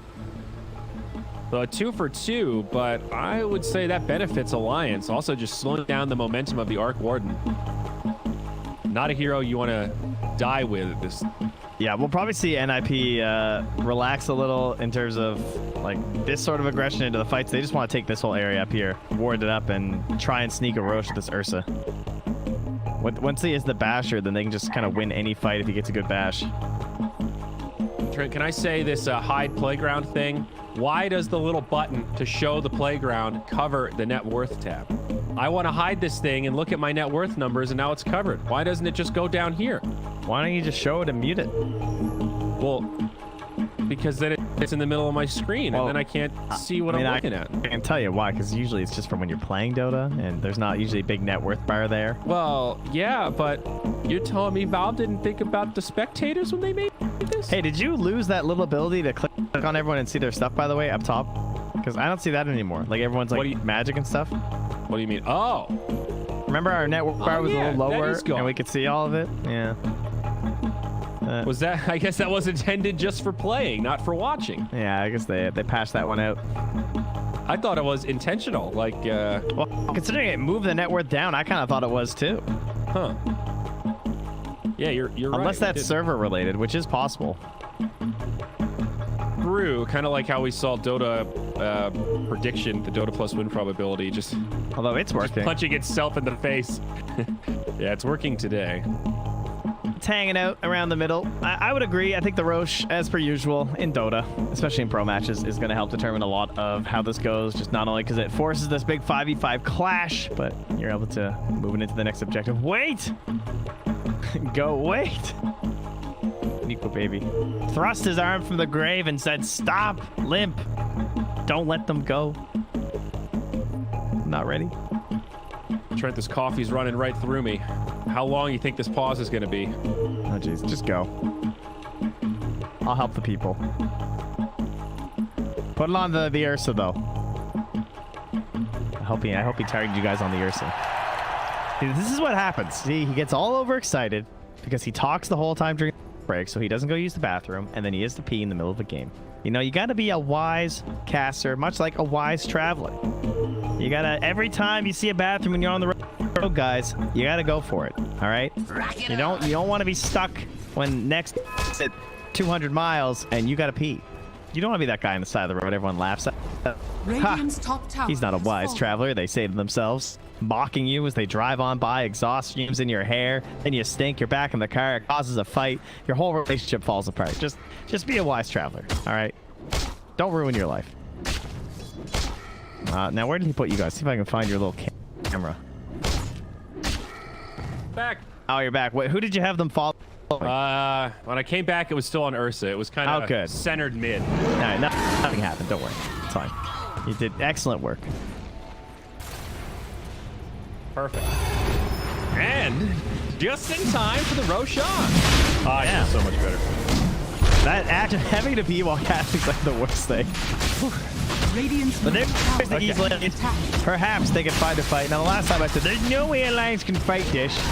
I don't think they should, and then they won the entire game off of it. Unfortunately, the same case won't happen here. They have a courier nearby, but it can't pick up the Aegis, unfortunately, nor deny it. That would be pretty wild. Basher out on the Ursa.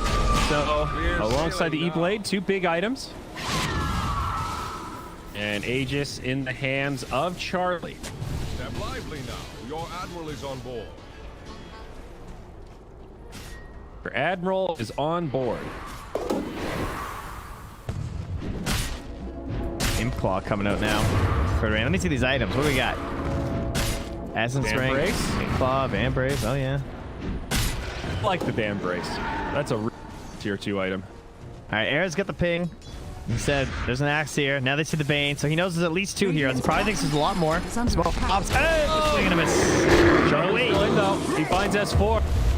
And this might still be a kill. Does have some support by the Torrent helping him out. Look at him go. Double jumps, somersaults all over. But the disarm, the X, Kunkka putting the bear to rest. S4 unfortunately will still be left behind, but they tried. They really tried. I like this gymnastic tumbling Ursa. It's very exciting. Cookies, barrel rolls. I don't Pretty remember if I got that taunt. If I have that taunt, I need to go play some Ursa. I don't think I ever did. Oh my god, I did get it. Unfortunately, Nico Baby doesn't have it. I think the Ursa taunt is right up there with the Luna Meow taunt. The big, he has symbols and he rides a unicycle like a circus bear. I mean, come on. Bounty. I remember it has a really obnoxious sound too. So it's probably for the best that I've definitely Charlie doesn't seen it have it. before, but I'm having trouble remembering what the sound is. I just can't believe this Bane one, the one with the cheeses that F&G has. Like what? I still have not been explained what it means. Why isn't he spamming it? I don't know, he was earlier. Oh, nice. Like they need the bash. It's a good sleep. Woken up by Saberlight. Nico Baby maybe in some trouble here. S4 jumps in, tries to save his comrade. NIP with a full squad. A nice Sonic Wave gets S4. It's also going to find FNG. NIP get 2 for their troubles. And Alliance, the response seems to be split push. Limp is up top, and mid lane was Radiant's top Hanskin. tower is under attack. Yeah, nice morph there from Nico Baby to get out, transform into the Queen, and just back it off. Dire structures. That's it. Yeah, just shut mid and top. I guess probably the best thing you can do, right, in terms of dealing with the Aegis right now. They can take a fight with their halberd on the Kunkka, but they don't want to do it into the Aegis because it's just going to be such a low percentage opportunity. Evaporating for Alliance, now down to only 1,000 favor. And they got the net on Hanskin. That's one of the better items on Phoenix, I feel. You just go in, you net, and you egg. Yep. Handful of heroes that don't feel that punishment from the clumsy net the same way others do. That is a dire scan. Radiant. That there could be a trap on Nice the high job. ground. Four just goes right in, beautifully done. But who's got the follow-up? The grip. Now the boat's coming in. Supreme's gone down first. S4 survives with a great hook shot onto the back line. It's Alliance's fight so far, but it's not done yet. S4 going to fall second. FNT goes down. The Morphling zips across, and now it's actually shifted. NIP have the advantage. Looking for more cleanup kills. A cookie forward. Limp still pretty healthy. Charlie could be in trouble. Has the Aegis though. Don't forget Sineko caught by E-Blade too. the waveform combo. And old Shally here. Oh, if this time's out right. Oh, come on! That was gotta be perfect. kidding me. That was perfect. Charlie is just gonna die. He's got no option. Saberlight standing there like, bud, I don't think I can save you here. He pops the ultimate, but there's another X, and the bear will get turned to a rock. Oh, come on. That was too good. That was like freaking perfect, dude. I thought it was gonna be miss. so happy. That was unbelievable. Especially because he even used it to burn the last HP while he was ghosted. Right. The E-Blade. And that all started because of that ward up on the high ground, right? Like, that gave S4 the opportunity for that jump. Maybe they weren't expecting there's going to be so much follow-up there, which is why he went, like, so aggressively. But in the end, clearly it works out. It looked a little back and forth for a moment there, as there was a really good counter initiation from the Snapfire. She got a stun on, like, 2 or 3 heroes. It was a good hook shot in the back line, but again, FNG with the Fiend script, man.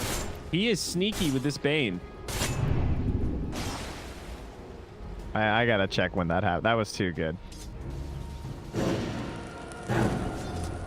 That didn't even look like a .1. That actually just looked instant.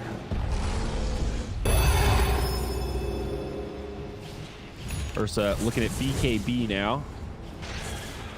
Hurricane Pike, you know, coming out for Arc Warden. Dragonlance first, of course. Hook shot, finds him. Era again. Good initiation. And they got the Charlie. Oh, they almost turn on to Era though. Shotgun not quite enough. Fades there with the finisher. Turning forward, put to sleep. That'll be the Enrage. Ursa might need to be careful. Fiend script sets it up on the Saberlight again. FNG does have to pay with his life. Buyback on FNG. He's going to keep this fight going. Charlie again by himself. His team can't get there to help him out. And he's going to be left behind. Another dunk for S4. E-Blade into the axe. She's a layup, Trent. Another one. Thought they had the free pick, but with the buyback.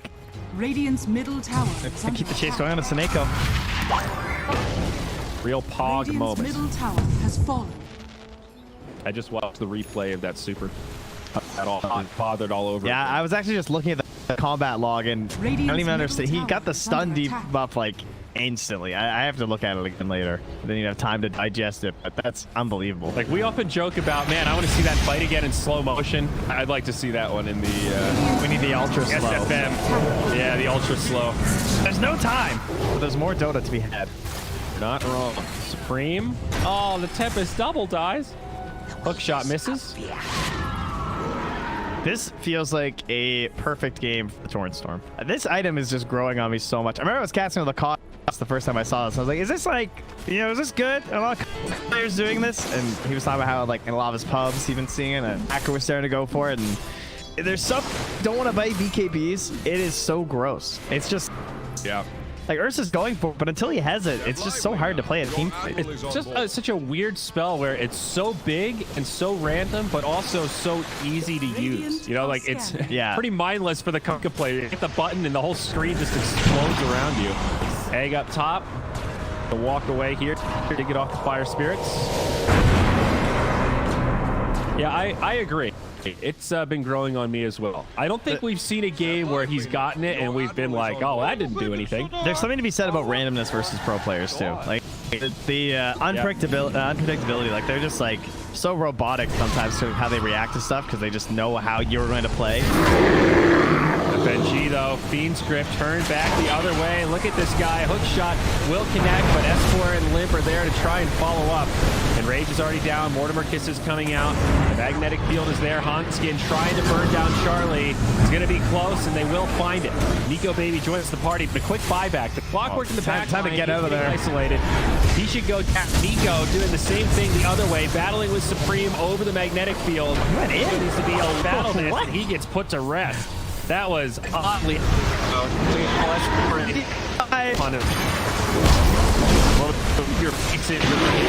also going to be left behind. Remember, that was a buyback from the Ursa, so not as convincing as it looks right now, but still a big win for NIP. That was awful. I don't know why they went back in for that. I thought when the Ursa bought back, I looked at Nico Bay, I was like, all right, he's got wait for him. Like, get out. I figured they were just going to get out. Set, run, take the buyback and run. I mean, even with Ursa getting those cleanup kills, he was still minus 350. What's would be really bad is if they spot this Roche first, and they have a Wraith in there. I'm not sure the duration on it right now. But it's a very early Roach, and they actually won't have their heroes back in time. Oh, and Charlie's so close too. Oh, they hit the tire. Yeah, there they go. They know immediately. Yeah, Charlie instantly. Hello. Okay. They just lost Aegis Cheese. S4 is gonna just throw his body in. 18 seconds on the Kunkka. They kill the couriers. They know that the Dire knows. Oh man, this is such terrible timing for Alliance. This is a little that's lucky. Oh, he's canceled. Make the play. They find him. They saw it coming. They get Aegis on Charlie. Cheese picked up. Now S4. No man's land. BKB on. Sidesteps a hook shot. Gets off a call. Does have some reinforcements now. Nico Baby on the high ground. Don't want to be dragged into this fight though. That an aggressive blink forward from Saberlight. Nico is just ready and waiting. Mortimer Kisses does get that S4 kill, but it's not for free as NIP were hoping. At least they get a fair trade fighting into Aegis. Like, that was pretty much the best they could hope for, I would say. Yeah. And all this time, the Arc Warden is starting to accelerate, Trent. His BKB is on the way. Already has the Dragon Lance and Cheese now. He's #1 on net worth. Finds a sliver for his trouble as well. The plus, was it 16% base attack damage? Yeah, that's pretty good. Very solid. And a Scotty queued up for the Morphling. This 22% when it dropped. Am I crazy? It was more than that. Might have been even 25. I think it was 20. I think it was ridiculous. Fiend's grip on Charlie and Rage. It's done. That's the Aegis. It was a nice little rotation, but now they got to fight him again. The hook shot does find the back line. They've already used the Fiend's grip. Don't forget, Torrent Storm, though, destroying this Ursa right now. Charlie, he's underwater. Nice Sonic Wave. Connects on most of them. Does finish off FNG. There's the A. Countered completely. Saniko finishes off Hanskin and also Limp. Oh, he's put down. That's the 3-for-1 plus Aegis. Nice job, Saniko. Gets the cook. Gets the kill on Egan. He still has Manta. Oh! Okay. Oh! His Yules was just coming back. I think he might have thought he'd have it in time. And S4, now he's going to have to BKB. He's on the run. No TP. S4 might be dead here. Rocket Flare. Clumsy net. Hook shot. Yeah, there you go. Yeah, with the cosmetic on the Queen of Pain, it almost looked like a Lotus Orb type thing. Like she threw the dagger and then the E-Blade came right back. It looked weird for a moment there. I like the Scotty on Nico Baby. Yeah, keep up, get the slow. Ursa does not like playing against slows. Charlie needs his BKB. He bought back, which slowed him down. Now he's dying again, but that Torrent Storm just destroyed him. Yeah, it really did. And we hit the tier 3s. More of them started to come out. Telescope and Quiver. Now found out by Nico Baby here. Telescope for a Bane. Do good. Time to get rid of that Keen Optic. Chat's being very mean to Saberlight this game. Who is chat? Twitch chat, yes. Oh, that doesn't sound like Twitch chat. He's been having a rough one. I think I was watching that aggressive blink up top and then seeing him get insta-gived as soon as he blinks in. Those are the moments you go twice in a row. Yeah, that hurts a little bit. Come on, dog. Yeah, I mean, it's okay. Someone else is the front line. It can't all be the 4 other heroes. It's going to happen. They have a lot of catch on Alliance. So honestly, that kind of stuff is going to happen. It's going to make him look worse than he is. And I think FNG has had Saberlight's number this entire game. I'm sure he would agree that he made a couple of blunders. A blunder, if you will. But you know, just like my son says when I put a Band-Aid on, he says, bye-bye, boo-boo. Saberlight, you can turn it around too. Boo-boo gone. Bye-bye, boo-boo. He says bye-bye to everything. That's pretty good. As we leave the house, it's bye-bye to every single toy. You know, he won't say the word hi. He just doesn't say hello to people. He like doesn't really recognize it as a concept. Do anything else. A natural introvert. Yeah. A young like, man after my own heart. Just bye. Just get the hell out of my house. See you later. Don't come back. Mock Castle. Yeah, he loves bye. Bye's great. That's fantastic. That's 4. It's gonna scout out this mid lane. Smell some bear. Huh? Oh yeah. It's hunting time. Now, is there gonna be some follow-up? Is it team? Anyone else? Okay. All right, guys. I tested the waters. They are indeed in the mid lane. I can confirm the TPs are complete. Let's get the hell out of here. Confirmed. Ursa's ult is on cooldown for another 20 seconds. He's got a BKB. S4's fearless. He is feared. He wasn't going to get that blade mail, but decided he wanted the magic immunity first, and still thinking about the return. Go now, very close. It's actually a pretty big item on the Bane. He's already can you highlight this Fiend's grip, please? Woo! Dude, FNG's just going to be sitting in fog for the rest of the game. He has Telescope, Aether, and the Talent. That's not even the full range. I'm pretty sure that's one of the spells where it doesn't show for some reason. It is definitely further than that. Are fortified. I can almost guarantee, because he's getting plus, even know, what? 375, 500 rage. There's some heroes where like Aether just kind of feels like a marginal upgrade, and there's other heroes like Bane that it's almost like his version of a Blink Dagger. You know, having that kind of reach with this lockdown is so deadly. Easy to underestimate as well.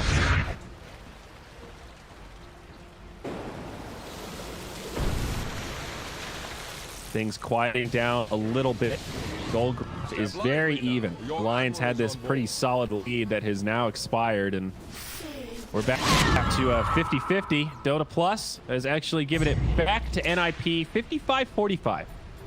Very tight game as Saberlight gets close to those Guardian Green. Man, did they ever get saved by that Roche timing, though? I think this game was going to be so much worse for them if they had their heroes back on the side of Alliance when that came up. Oh, you know, we were talking earlier about pennants. Look at that, 193 Alliance. Got even more going on now. It's just keeps going up. 195. Shout out to you Dota TV listeners. All over the double damage rune. Charlie gonna pick it up. Means grip onto the clockwork. Eco Baby finds that first kill, but Charlie is going in hurt. Nice defensive nightmare on the back. That's going to be a Phoenix Egg. They'll catch Saberlight again. The first damage is there, and they've got 2. The double damage isn't enough. This double gets left behind. They'll be able to finish that off. Get a little bounty for it. Oh, they got S4 died. Okay, even better for NIP than expected. Still not a good fight, but BKB, I guess. They get a free axe. He took 1,000 magic damage at the end there. He was just getting procced on the Mjolnir. Maybe wasn't expecting it that much. Procs on procs, bud. Yeah. That's the first fight with the BKB. Yeah, I would say it was not a great showing from NIP because they've been waiting for that for a while. They've been camping. Charlie, he's just sitting there on the wave and holding the high ground with Seneko. Yeah, and a DD and still not able to do it. So a heartbreaker. Not a great sign moving forward. They also didn't get the instant bash after the hook shot onto Nico Baby. He got the hook shot right into a Manta dodge right after. So really need to work on that, Charlie. Hook shot. Yeah, hit that bash on the FNG. See if you can find the bash here. He jumps in, and there it is. Secures the kill. And a boy. Boy. Pat that barrel on the back. When are we getting the Alpine Ursa re-released? I feel like that's just a matter of time. Crash the market. It's not. Is that going to be a not fair. TI-11? Is that like an Immortal 3 treasure to get that last push for this prize pool? Never coming back. You can get it from that one chest that drops every once in a while, right? That never say never. I say never. Stupidly rare. Up top. All right, they're going to find Seneko. Trent Valve are capitalists. Okay. Frame going to BKB the Tempest double. will make no difference. Wowzers. Incredible. Dire's middle tower is Well, under attack. I guess the way the marketplace works, if Alpine Ursa sets just keep selling, Valve gets a percentage. Exactly. So they're winning from the recycling of sets just being moved around. They, Dire's middle tower is it's under amazing when you control the entire ecosystem. A little percentage here, a little percentage there. Daddy Gavin doing fine. A very exciting game here, though. Both teams continuing to farm well. Morphling is pulling ahead, though. Yeah, next... That is my big concern. I think eventually they're going to have trouble answering Nico Baby. Now he's got the 2 waveform charges as well. It's level 25. He also put BKB on limp. This has been a long time coming.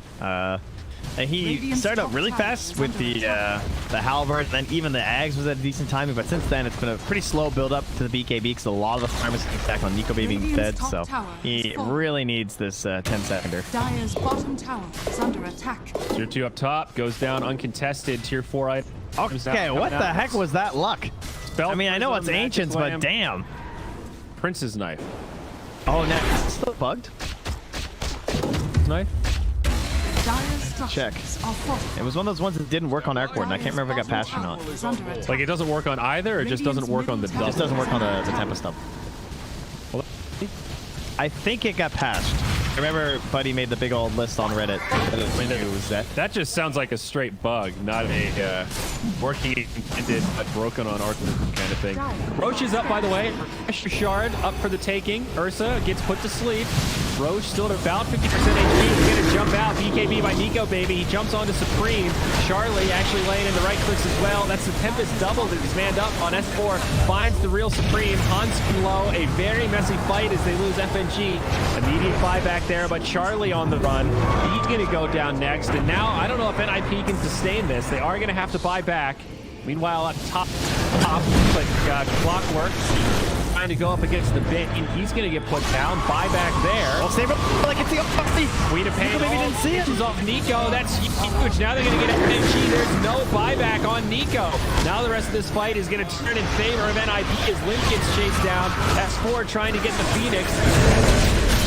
Can't save Hanskin. Limp's going to fall, and this is going to be all of Alliance dead. They've been turned on, bud. They've got 3 on the sideline. Make it 4 without buyback. The redemption of Saberlight. What an angle. Blinks up in behind. They had all this radiant vision up on the cliff. And I think he noticed that they weren't going to be able to spot him. Nico Baby just did not have the morph there. He was really still pretty high on the Agi. Was not expecting that one. Devastation for Alliance. Another fight of the Roche Pit not going their way. No refresher. Where'd that end up? Ursa, he's got the cheese also. Aegis this time goes to Supreme. He also has the Daedalus. So 1 lane of barracks here for sure. Tier 2 tower in the bottom lane going down quick. Still 30 seconds on Kunkka Morphling. I think this is pretty devastating. They're going to split it up. So Seneco's going to finish off bottom. The rest of the team will head top. See you later, nerds. There's no way you get all 3. So See you later, for 2. Yeah, clutch moments around the Roche Pit. I don't think they can get this man. Rex. They got it back. Unless Supreme just wants to. Oh, he's got to just. Okay, never mind. They can definitely back him up. Fair enough. But it's still going to be up or morphs here. It's a little scary. You're going to have to sound the retreat here. They jump in onto Era. It's S4. BKBs get popped. Tempest double. They want the Clockwork. They'll find him. Not quite. There's the dunk up top. And Charlie, BKB, but stuck in the Fiend script. Getting captured pretty effectively. Oh, he used the shard. Down. Hanskin gets knocked down, but they're focused on Supreme, and that's going to be Aegis. Looking for more. Ursa coming back, and he's going to be isolated. Sorry, that's not Ursa. That's Arc Warden. They've got no save, and just like that, Alliance bring this back. There's something going on in the base. Saberlight, he was dealing with both supports, so he forced the egg up on the high. And FNG was chasing him too, and he still managed to escape, but they popped the refresher shard on Ursa, but he couldn't cast everything again. He died right after. Pretty brutal. He got burst down by the Morphling for like 1,000 damage. He got torrented into E-Blade and Waveform, and just died in a second after he had to deal with that Fiend's grip. So Cheese is the only oil from Roche remaining. And remember, Ursa bumped back around that Roche fight, so on cooldown and dead for a very long. I can't confirm the Princess Knife also still does not work with the 10 stuff. Okay. Because I just saw it happen in the game. There you go. So does work on. What do you call the main Arc Warden? Is it Arc Warden? His name's Arc Warden, actually. It turns out. Just Arc Warden. What do you? Let's take it like Depot Prime. You know, what do you call the Prime one? Arc main, dude. Here we go. Initiation S4. Put up the Yules. Saberlight comes back in. Hex hook shot. And Hex going down low. He's dead. Lions have to back up. They do no damage to the tower. Bite off more than they can chew. You ready for this cookie? AoE Tiger. No. Yes, the cookie. Cookie connects on FNG. Buyback from Axe to take this fight. Saberlight goes down. BKB from Nico secures kill onto Sineko. That Torrent Storm and NIP were not able to handle it. And now Era is going to get put down also. Creeps did push in and finish off that barracks up top. I feel like they fought that like they had Sonic Wave ready, but it was still on cooldown for another 5 seconds. When Sineko got in there with that big, I thought they were going to cookie on the queen, and then she would get like the big 3-man stun, but then Sineko had to commit into. Just got nightmared and died. This double, not long for life. Yeah, you really hyped up that cookie, bud. Yeah, on the big cookie. And then they didn't have Sonic Wave. They were all no follow-up damage. Radiant's middle tower is under attack. I like the cookie, all right? Hey. Black and white cookie. Seinfeld bit. All comes back to a Seinfeld bit. Yeah. That I can support. He's calm. S4 gets the catch. It's the kill. Forces the buyback onto Queen of Pain, but 2 minutes sideline for Snapfire. He's trying to Saberlight stuck in the feed script. He's going to go down again. It's a dieback for Saberlight. The redemption won't be there. Now Charlie in trouble. He's put the rest as well. It's just the Arc Warden. And guess what? Arc Main ain't going to be enough here, Trent. That's a bunch of diebacks, and Alliance take it 2-0 after a ridiculously topsy-turvy game. NIP falls short. The Nico Bay Morphling does it again. Those storms were pretty insane. Like that last one when they left the base there to try and fight them, completely turned around the potential there. Also not having the big damage from some of their larger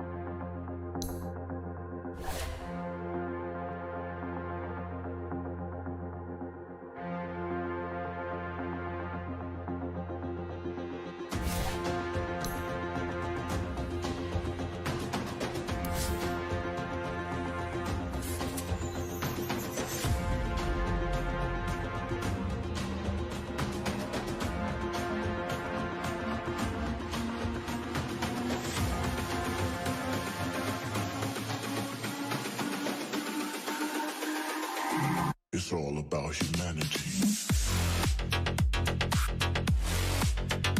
About humanity.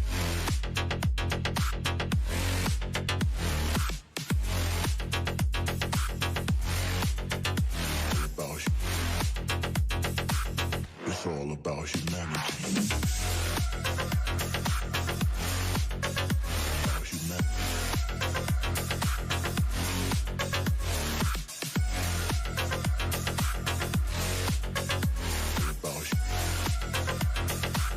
It's all about humanity.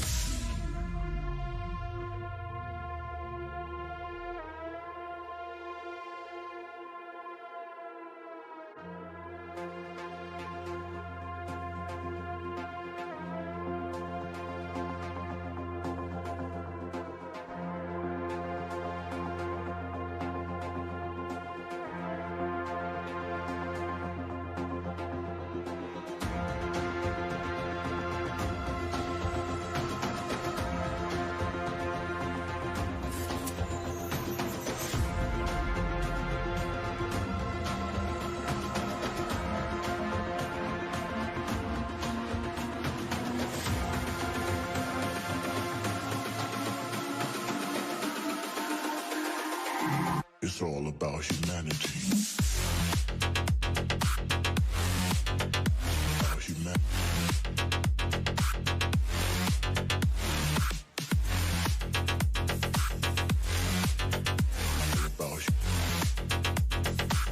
It's all about humanity. About humanity.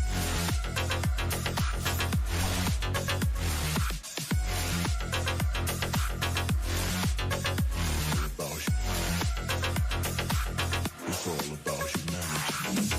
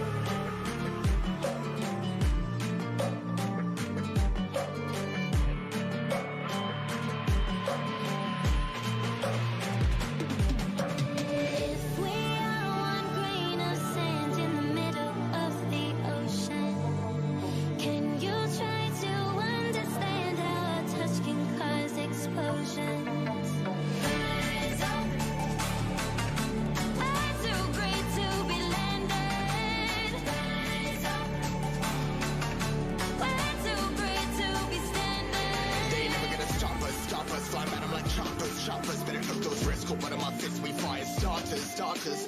One out of a million will reach those heights. Always in the feeling that I won't deny that work. Never could die. Look in my eyes, I'm on the rocks, rise.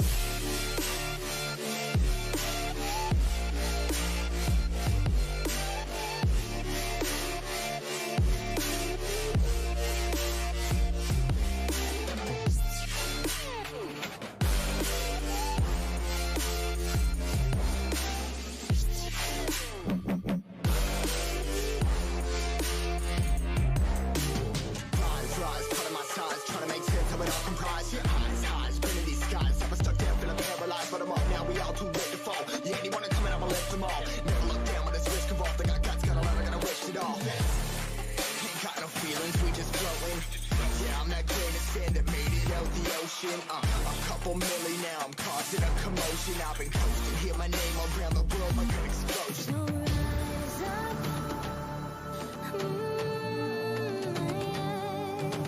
rise up.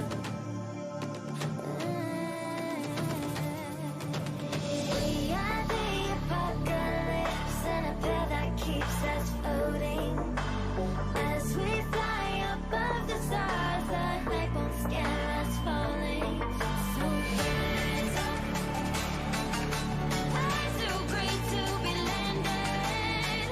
Rise up. We're too great to be standing. They never gonna stop us, fly by them like choppers.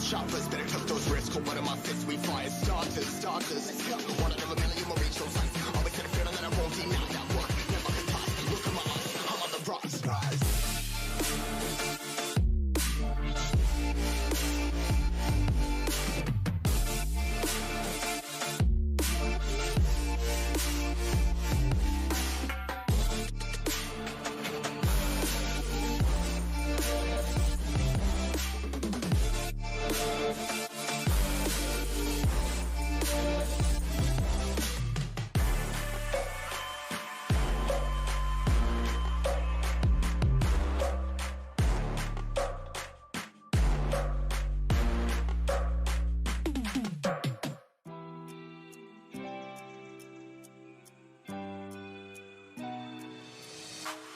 Try your luck and take a chance. Get for the risks in this moment. Take my hand, then break my heart. I'll never walk this road again. Stumbling steps, road to a dance where things change forever. There's no regrets, only the past. Will I change? Never. So swing me around, take me down. You won't break me.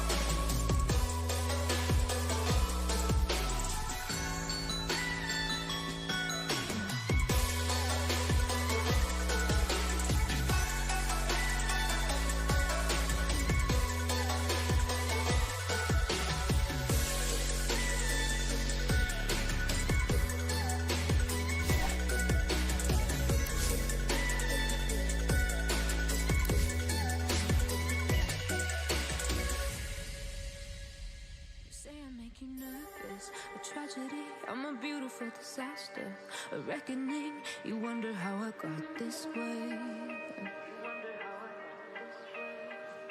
You think I'm someone to be saved. someone to clean up and tame. Oh, some things never change, never change. You think I would look pretty on your arm once you cover up my bruises and battle scars, but it always ends the same. Can't bear the things I've had to face. Got you crying on your knees in pain. Oh, some things never change, never change. Oh, you'll break your back to Radiant make team me feel back. again. Suffocate to make me breathe again. Dire team back. Lose your mind from endless pain. Radiant team back. Dire team back. Radiant team back.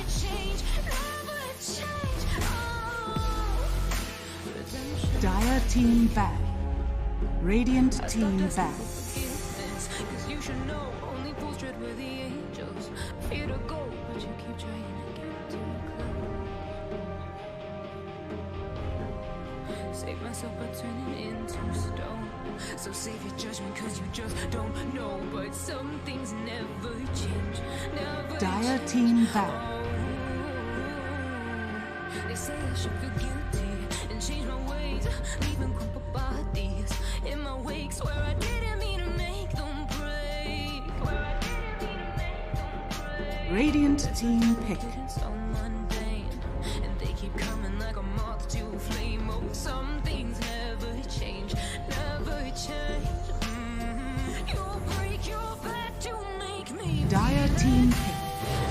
Grimstroke. suffocate to make me breathe again. Lose your mind from endless pain. Some things never change, never change. Potential.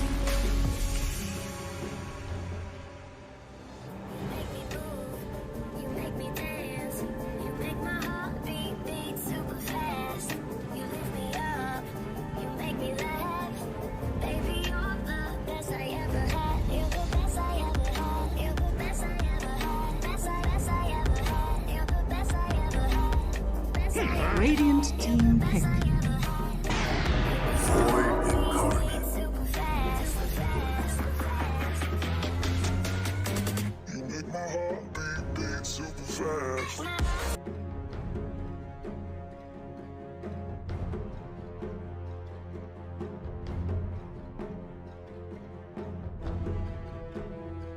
10 seconds remaining. Radiant team back. Dire team back.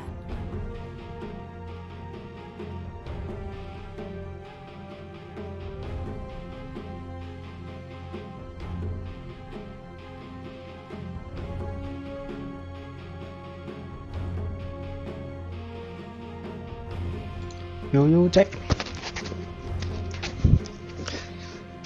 Terima kasih teman-teman, balik lagi di game replay. Kali ini kita akan nonton pertandingan antara T1 dengan Execration, yang mana pertandingan ini dari One Esports Dota 2 League.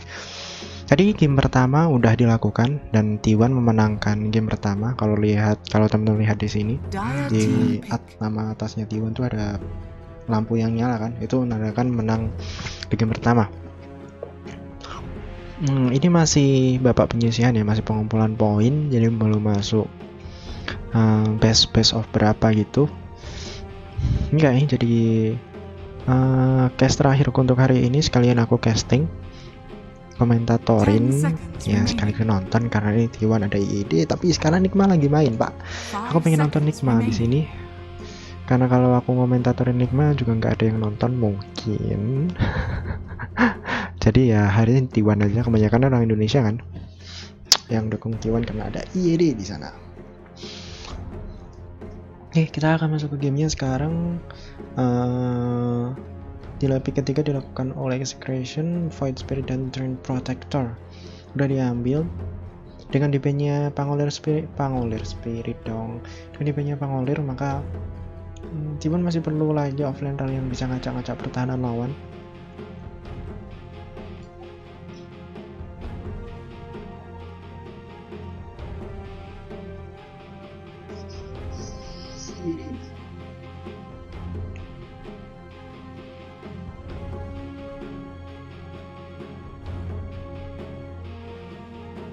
Radiant team pick. Mirana.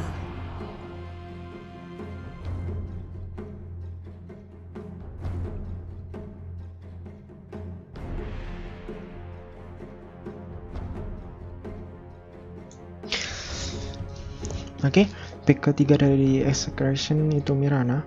Mungkin apa 10 Mirana? seconds remaining. Belum ada combo yang bagus untuk Mirana. Tapi Tiwan di Dire ketiga. team pick. Young Spirit, oke, hero yang bisa dijadiin offlaner, bahkan jadiin super juga bisa. Bukan offlaner maksudku, mid laner. Kan kemarin kan Topson yang gadang-gadang Young Spirit mid kan ya, di pro skin lo ya, bukan di pop up. Young Spirit mid lane masih bisa dikomboin dengan Underworld Aghanim juga. Mars tipik. Oke, sepertinya Mars akan jadi offlaner. Cepat banget. Luna, Vengeful Spirit combo yang sekarang lagi banyak digunain di pro skin karena ya aura yang mereka miliki itu gigi banget, cici parah pokoknya. Ini malah tim Tiwa nih akan sangat sempurna jika mereka mainin Underlord, terus mereka build Aghanim. Udah gak ngotak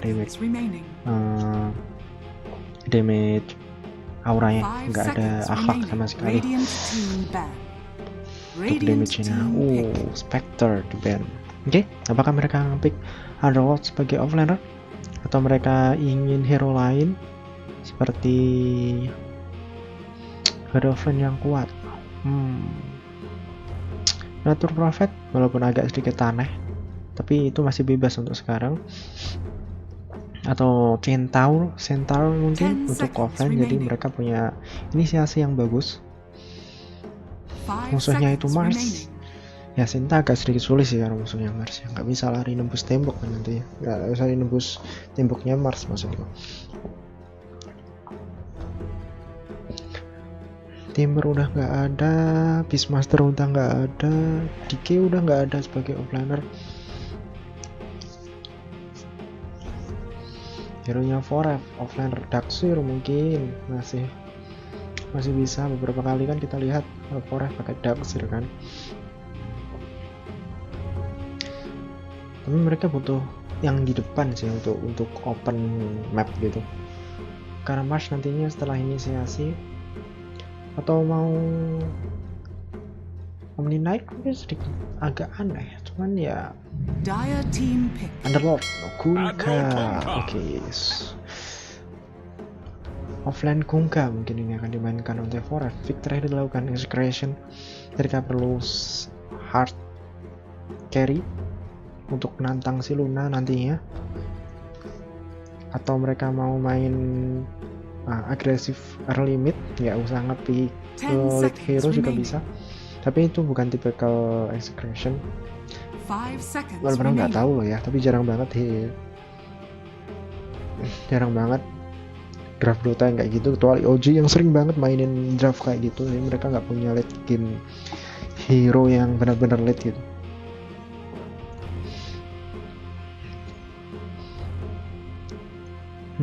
Apa yang diambil Execration ya? Untuk troll masih bebas, masih ada troll, masih ada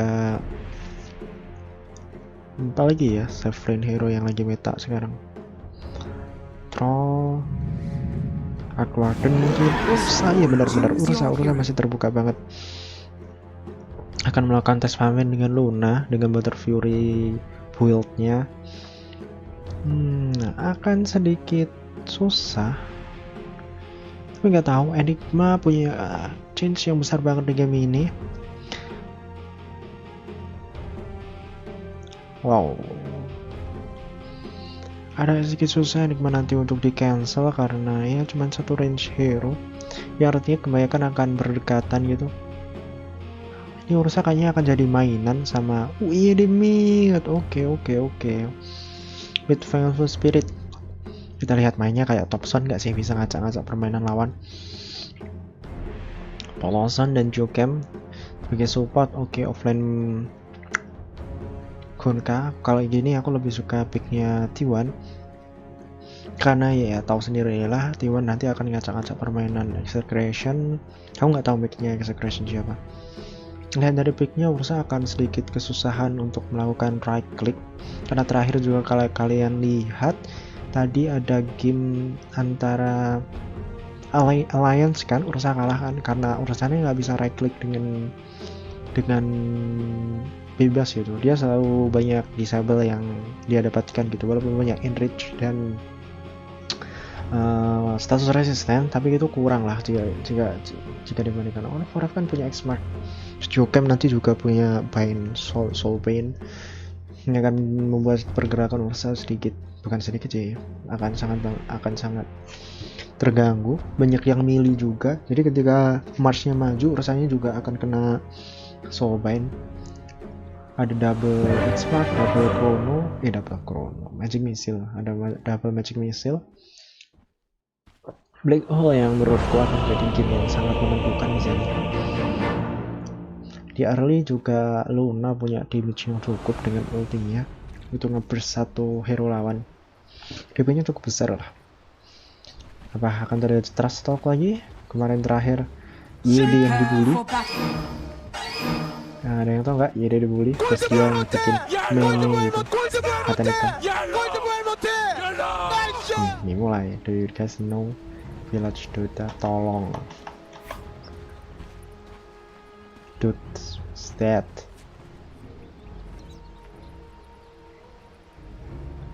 hah? Apa sih? Tuh hoi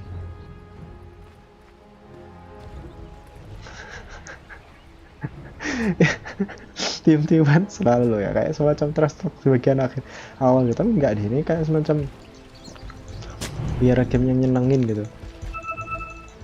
Oke, Execration kayaknya nggak mau nanggepin. 30 seconds to battle. Di bawah, Execration sangat-sangat agresif ya. Mereka pengen dapatin 3 rune. Dia juga nggak mau muncul di lane dan merebut rune ya. Yang artinya hampir semuanya di gila. Jadi, T1 nggak mau rebutan rune dong. Sama sekali 4 rune diamanin oleh Execration awal yang sangat bagus. Kok aneh? Mereka nggak mau. Jadi ini lolos dong. Kok aneh? 4 rune diamankan oleh T1. Apakah mereka ngepur di sini? Gila lah.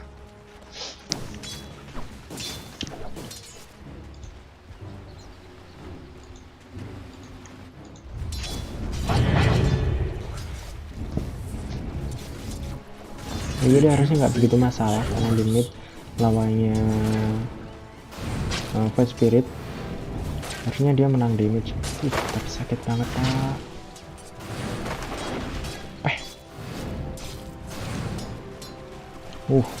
Reginya udah habis lagi.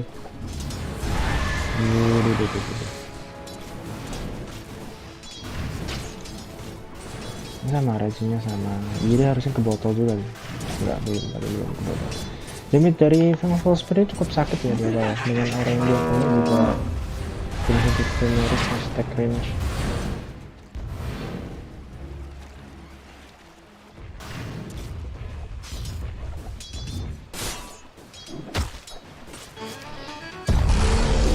Pepper sih saya Forever masih menari di sana. Oh, ada 4 lane di sini. Mereka mengandalkan polosan di dilatih dong. Diganggu bener sama Execration. Polosan taruh di bawah, belum ada pertukaran yang berarti. Jadi harusnya nggak begitu masalah karena range musuh melee. Jadi dia punya keunggulan untuk trade. Dan itu Full Spirit pak, maksudnya dia bisa ngeharah dan minus armornya gampang banget, harusnya nggak bisa masalah. Sakit banget. Sementara itu polosan masih diganggu aja sama Trend Protector, nggak mau membiarkan polosan dan damai farmingnya.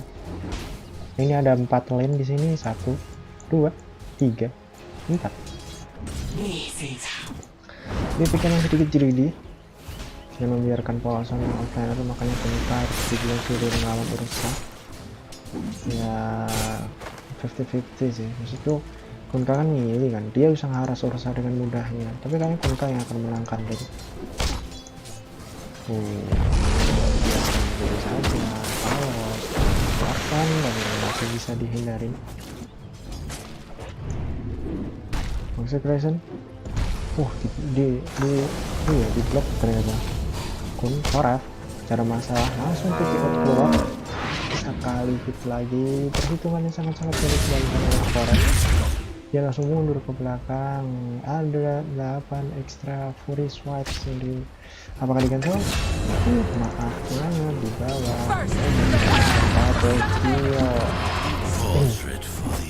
dapatkan oleh tim Tuan. Oh di atas Foref. Oh enggak, dicoba.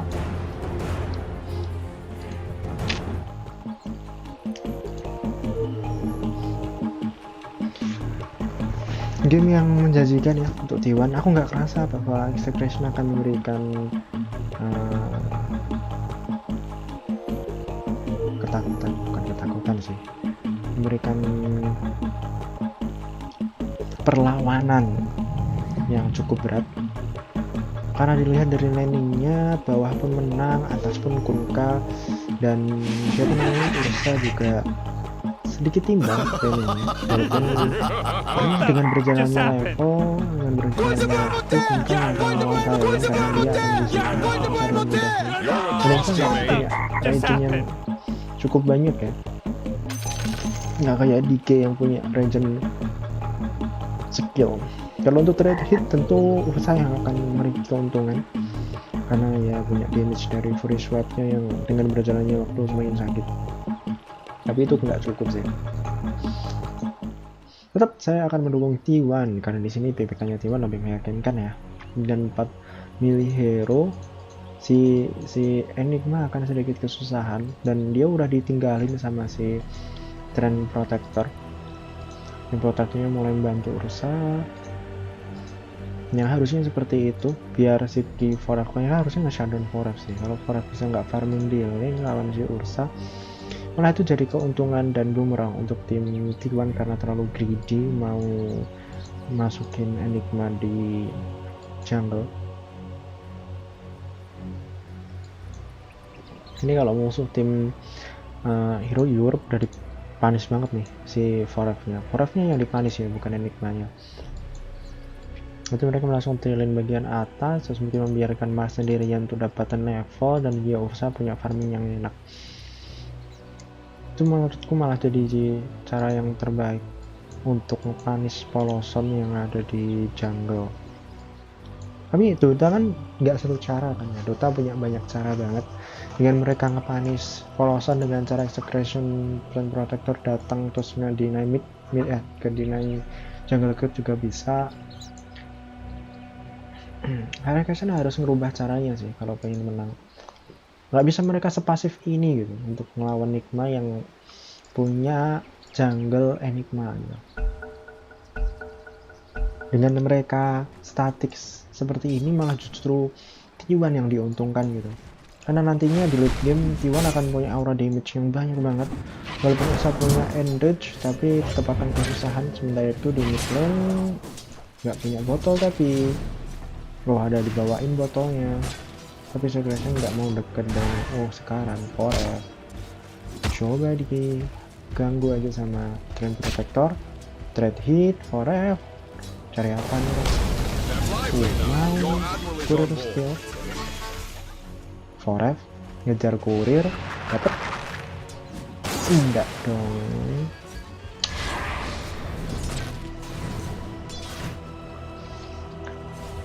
Menit 4, apakah ada pergerakan? Oke, ada pergerakan dari masing-masing support dan Execration yang mendapatkan bottom power room. Bagus sekali. Perfect arrow, but no one have to follow up. Okay, just the arrow. Just want to make sure that Finger Spirit not take the goal. Miracle. mereka sih melihat Forest melakukan block trip aja bagian bawah.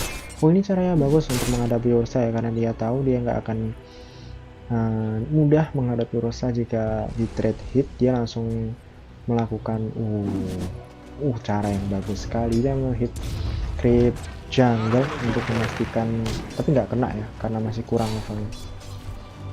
Ursa datang,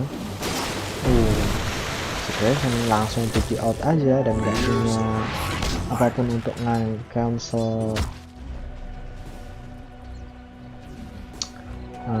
Forest. Ada lagi bounty bagian bawah diamanin. Execration, ini bantu yang bagus banget untuk Execration ya. Mereka dapatin power rune tadi, terus bounty rune juga diambil, yang artinya Void Spirit akan nggak pulang, nggak mau pulang, maunya di Not so fast. dia terusin sendiri ya. Terus sekarang Forest Kulas ngacak-ngacak pipeline ya. Tapi networknya dikit banget loh. Ini bagus nih untuk dilakukan Execration nih. Nah kayak gini. Dan begini mereka punya Drain sama Astral Step nggak salah namanya. Di sini itu bukan vial. Rem namanya, kena rem kan. Astral Bottom lane regeneration rune dan nggak mau dikontes. Ini pergerakan yang buruk dari T1 yang mana mereka membiarkan si Void Spirit bebas dapetin semua power rune yang ada. Forest dikejar asal terus ke depan, Renan juga digunakan dan tepat sekarang Forest dan Renan ya coba titik auto tapi hero dapat finishing Forest. Dengan begitu ya dia akan sedikit dua kali hit range, hero langsung musnah.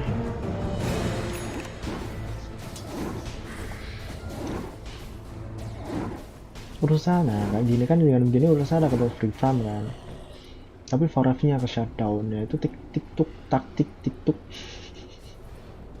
tiktok yang bagus sekali. Astral set ke depan mencoba mendapatkan bukan dalam masalah dan dapat ditumbangkan. Polosan masih mencoba farming dan seperti yang kita tahu karena dia main jungle jadi tidak di sini, maka networknya itu akan sangat bagus. Di sini ya tempatnya. Radiant's top tower is under attack. Tempat ward yang sangat bagus, gak kedetek sama. Harusnya beli lagi sih, nggak mau beli dia. Terusnya free farm karena ada polosan yang ada di jungle, nggak ngagetin sama sekali. Banyak banget yang di camp. Sekarang apa? Kalau dikeluarkan ke arah central dari USA dan kembali USA enrage dikeluarkan. Sekarang Palos dari masalah Kunka dari Void Spirit dari belakang. Palos dapat ditumbangkan dari Kopi dapatkan oleh T1. Rotasi yang bagus sekali, dengan begitu langsung melakukan pergerakan yang agresif untuk menembus tower karena telenya udah ke atas. Sekarang dan protector kira-kira ke atas mencoba untuk mendefend tower. Void Spirit datang dan stoknya Forest kena efek dari Renan nggak Renan dan protector masih berusaha untuk mengejar. Arrow-nya nggak connect, sedikit lagi banget kena efek roll pun yang berhasil membunuh Kunka dan membiarkan bottom lane untuk di trade. Itu karena sedikit turut mereka terlalu greedy farming. Polosan setelah menggunakan enggak ada pickle ternyata. Mereka yang sedikit greedy dilakukan dengan teleport, maka tower bawah akan free banget. Terusnya levelnya juga nggak tertahankan. Dia langsung menuju ke Battle Fury. Sekarang T1 yang dapat masalah dengan mereka nge-shutdown si Forest. Walaupun Enigma itu sedikit free farming, udah malah dapat necrobook sekarang, tapi dia tetap buruk untuk bisa melatih farming. Sekarang dia menuju ke arah jungle. langsung ke arah Mythic Armor kayaknya. Dream Protector ditukar ke arah mid untuk mendapatkan level 6 nya, sementara di atas Void Spirit. Oh, orang sama nggak bisa farming pak, deket sama lane aja nggak bisa dia pak. Oh, pergerakan dilakukan ke arah atas, di arrow kena banget, pas banget arrownya ke arah Poloson dan langsung di ping-ping aja bahwa di sini ada ward. Apakah ada yang punya? Nggak ada.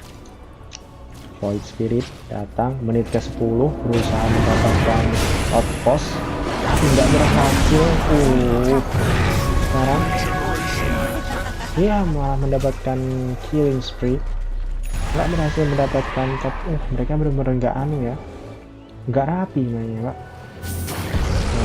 Pulang jadi smart di dalam untuk melakukan dengan black hole ke arah 3 orang dan nggak asnater. Permainan yang sangat-sangat buruk di perlihatannya bilang mereka terlalu meremehkan guys. Serius loh, dengan pergerakan kayak gitu di atas tadi juga ceroboh kalau menurutku. Langsung dikasih ke tinta aja, dipanis dengan sangat berat. Bintiwan karena ya kegridian yang mereka lakukan. Walaupun mereka farming dengan mudahnya, tapi menit-menit ini menit-menit krusial pak. Mereka nggak dapetin bounty, mereka nggak dapetin outpost itu. Kalau mereka pergerakan ke bawah tadi malah nggak masalah kan, tapi gerakannya malah atas, pengen greedy sekaligus pengen war, tapi malah dipanis oleh tim Execration di atas. Void Spirit udah mulai teleport lagi, atas ke depan. Oke, keluarkan torrent combo, nggak bisa torrent combo, silent swap, belum mau swap, di swap di depan, di torrent keluar, nggak kena siapapun. Oh, Eclipse dikeluarin ke arah Ursa dengan masalah, tapi kena box jadi nggak bisa ke full damage yang dia dapatkan. Mars dari belakang mencoba untuk melakukan inisiasi, tapi enggak. 5 pergerakan hero berusaha mendapatkan top tower. Oke, top tower berhasil mendapatkan pergerakan yang cukup bagus dengan menumbalkan Void Spirit. Si Ursa langsung aja ke bawah, dia masih terus mengejar Battle Fury-nya karena Battle Fury kan penting banget biar bisa kontes farming sama Miracle. Kalau enggak nanti late game Ursa malah yang jadi beban nanti. Oke, jungle musuh telah dikuasain. Dengan begitu Ursa di bagian bawah justru memberikan space yang luar biasa besar. Karena Ursa sekarang dia top network, beda 300 tapi dengan Miracle. Anehnya Forest benar-benar ke shutdown di game ini ya, karena dia IED kena arrow cantik sekali tapi nggak ada follow up yang dilakukan oleh tim. Sementara itu Poloson dapat ditimbangkan aja di arah jungle musuh, terlalu greedy farming dia di sana. Forest yang kena shutdown di game ini karena membiarkan Poloson farming di hutan. Ya kebanyakan ya gitu sih, orang yang farming di hutan tuh kebanyakan lebih kaya kalau dia nggak ada yang ngeganggu gitu. Tapi apalagi ini ya, tipikal Enigma kan, yang natur banget, yang punya kekuatan untuk farming di jungle dengan cepat. Ya hasilnya kayak gini, si Forest yang ke shutdown, nggak main Forestnya. Beda banget dengan si Mars, malah Poloson yang kerasa kayak jadi offlaner di sini. Dia masuk karena hero-nya punya full spirit, masih belum bisa memberikan impact yang besar, belum bisa solo kill atau bahkan melakukan inisiasi, masih perlu butuh farming. Udah punya EHOME.Immortal. Forest keluarin, Luna datang dari belakang bersama torrent bagus sekali, tapi ulti di belakang sedangkan sebelumnya nyokot Mars dan di silent juga. Mars sekarang dalam masalah, tinggal mengejar Insua, kena dengan cantiknya, dan sekarang Mars dapat dikembangkan. Execration langsung melakukan pergerakan dengan agresif ke arah bawah dan middle, mencoba untuk mendapatkan seseorang. Forest kena nggak diterusin, tapi langsung melakukan pergerakan ke arah tengah. IED juga datang untuk membantu mempertahankan tower yang paling penting. Offset pergerakan combo kena ke arah Dota, kena efek dari Vessel juga, double stun, double swap, double silence dikeluarkan dan dapat menimbangkan Trend Protector sekali hit. Nggak bisa, sekali hit. Dengan ke arah hewan-hewanan 200 sendiri, lumayan kan. Radiant's bottom tower is under attack. Kunka masih Kunka urusan masih terlalu free ya. Udah free 15 dia dapat dong. Tinggal satu lale lagi si Void Stone nya. X-Mark ke arah Mirana, torrent combo kena tapi nggak di follow up oleh tim T1. Apa yang dimiliki oleh si Luna ke arah Helm of Dominator punya 2 tim T1. Oke, di atas bounty-nya nggak diambil. Nggak diambil, Pak. Loh, bounty-nya, Pak. Loh, dia lajaran dari sini loh, Pak. Iya sih. Agak sedikit mabuk kayaknya Miracle ya. Bounty kayak gini jelasnya nggak dicek-cek atau gimana gitu, nggak mau. Apa maksudnya Miracle ini? Sniper orang combo nggak kasih ada. Ke arah Mirana, arrow ke arah Jokem. Oke. Mereka mencoba mendapatkan mid lane sepertinya. Alpha Wolf juga udah didapatin sama IED kayaknya. Tambah satu lagi. Damage dari T1 ke arah Alpha Wolf dong. 200 gold easy banget menuju Mirana. Udah ada Secret enggak gerobak nih main di sini. Gerobaknya kena efek Vessel, kena efek selesai ke depan mencoba ke arah IED tapi langsung aja di sini nyelip ke arah belakang, langsung di protection dan akan jadi deny harusnya. Suara salah Vessel enggak. Apakah mau di deny? Belum mau di deny. Urusan sangat free sekali dan biarnya udah jadi. Sementara itu Yasha juga udah diselesaikan oleh Miracle. Masih seru di mid lane. Hero nggak kena lagi, masalah healing lagi yang bisa dikeluarin dari BlinkPool. Sangat cantik sekali ke arah 2 hero. Sekarang kena ultinya Mirana Eclipse dan dapat ditumbangkan 4 hero down dan menyisakan urusan seorang yang sedang push bottom tower. T1 sangat bagus sekali langsung menuju ke arah Roshan dengan matinya 4 orang dan didapatkannya tower. Rusak langsung pilih aja ke mid mencoba untuk mendapatkan sesuatu tapi terlalu terlambat. Punya efek yang efek Alpha Wolf. Nggak ada Alpha Wolf enggak orangnya banget kan cepet banget, kurang minus armor doang pun kasih harusnya minus armor. Oke, benar. Harusnya kan si beruang teddy bear nih nge-push ini loh, Pak. Udah tahu tadi kan di scan kan ya, terus ketahuan gitu mereka Rosan, terus 4 orang mati kan ya. Berarti kan udah nggak bisa dikontes dong. Harusnya kalau dia nge-push bagian bawah minimal dapet dong. Kalau nggak sisa sedikit lah. Trade pergerakan yang paling efektif kayaknya kayak gitu. Tapi dia malah telecommit untuk berusaha melakukan kontes, tapi gimana? Dong teman-temannya mati. Akhirnya mereka nggak bisa dapetin tower, juga malah kehilangan Rosa. Pergerakan yang kurang bagus dilakukan oleh Execration. Kena Deward don mas, kena Deward. Ini ward ini akan ke Deward nih habis ini serius. Dia masang sentry kan ya, terus di sini ada sentry. Terus ada sentrinya di Deward, ya kan? Otomatis habis ini si sentry ini akan ke Deward dong sama tim T1. Habis ini nih, tapi nggak mau sentry tambahan. Belum di Deward. Apakah di dalam?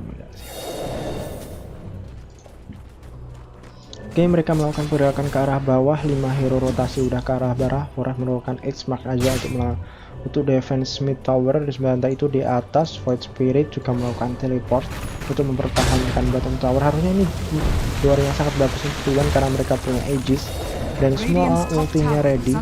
Black hole enggak sih, Black hole-nya belum ready. Akan kurang baik untuk T1. Spirit kena juga kali naik tombak. Pemerintah jadi fokus utama sekarang Indonesia sekarang 5 tapi sudah ada. Wah, 5 dapat membunuh Ursa dan 3-4 hero down harusnya. Perang yang buruk banget, mereka harusnya nggak segreedy itu sih, nggak seoptimistik itu. Polos nih, terlalu polos mereka Execration. Karena mereka harusnya tahu mereka masih butuh BKB, mereka masih butuh trade. Hanya mereka melakukan trade ke arah atas saja dan nggak melakukan war akan lebih menguntungkan sepertinya. Karena mereka punya Aegis, bro, punya Aegis. Mau apa gitu kan? Kalau mereka menang war sih, Luna juga akan punya Eclipse untuk nge-follow aku. Masih mau di defense lagi. Ursa Mars teleport ke bawah. Oke, malah sekarang mereka punya vehicle. Kalau ini terjadi war, ini sangat bagus sekali ke arah Nigma. Ini Nigma kan. T1 bounty didapatkan 2 untuk T1. Barang bounty di atas masih free banget. Polosan berusaha mendapatkan 2 bounty kayaknya. T1 harusnya mulai nge-push lagi ke arah mid kalau nggak bawah. Karena mereka punya Aegis. Timing Aegis jangan disia-siakan karena mereka full, masih punya duration banget. Mereka punya timing, mereka punya damage. Selagi belum BKB dan ya item-item ganggu lainnya, Luna masih akan sakit dan ngedeal banyak banget damage. Ursa wise banget, dia berusaha untuk mendapatkan atas, tapi creepnya nggak bisa maju karena Trend Protector masih bermain-main. X-Mark enggak kena, Smart kena, langsung dari review ngepet sama pohonnya langsung down. Nah, trade begitulah, di trade sama atas. Nah, cantik. Nah, jangan baru di bagian bawah. Nah, dikasihin dulu. Nah, itu kan enak toh. Nah, war harusnya berusaha masuk ke arah X dong. Nah, berusaha harusnya berani nih ke arah tower. Hit aja towernya, bang. Oke, bottom tower berhasil didapatkan oleh tim T1. Oh, mid tower di trade dengan mid tower kayak gini nih. Langsung punya pipe tower yang sangat-sangat cepat, tidak dihabisin. Cepet banget, langsung hancur tower ketiga. Bisnya juga, siapa yang tele di tengah-tengah. Ursa datang, Mars dengan ulti belum. Ursa ke arah siapa nih?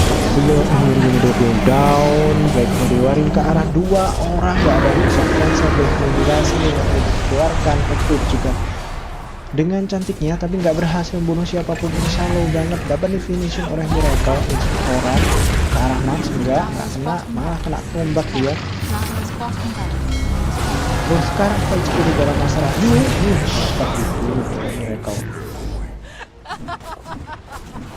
Wah, langsung melakukan GG push ke arah tower. 4000 net profit aja yang didapatkan, tapi momentumnya ke arah T1.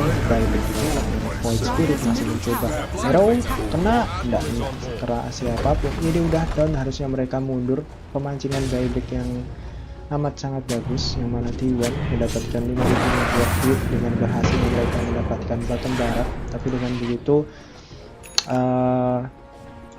Aegis-nya diklaim, nggak punya Aegis sekarang, berarti farming time. Dengan CD-nya Black Hole, CD-nya Eclipse, harusnya ini merupakan jadi waktu yang untuk T1 untuk Execration melakukan smoke. Ini timing yang bagus sekali, mereka harus bisa mendapatkan Luna, kalau nggak setidaknya core lah. Tapi X-Mark dikeluarkan ke arah Mars, sekarang combo berhasil. Combo dengan aspeknya berhasil membunuh itu kan, tapi itu kan berarti apapun karena bentar, ini jangan-jangan nggak online aja.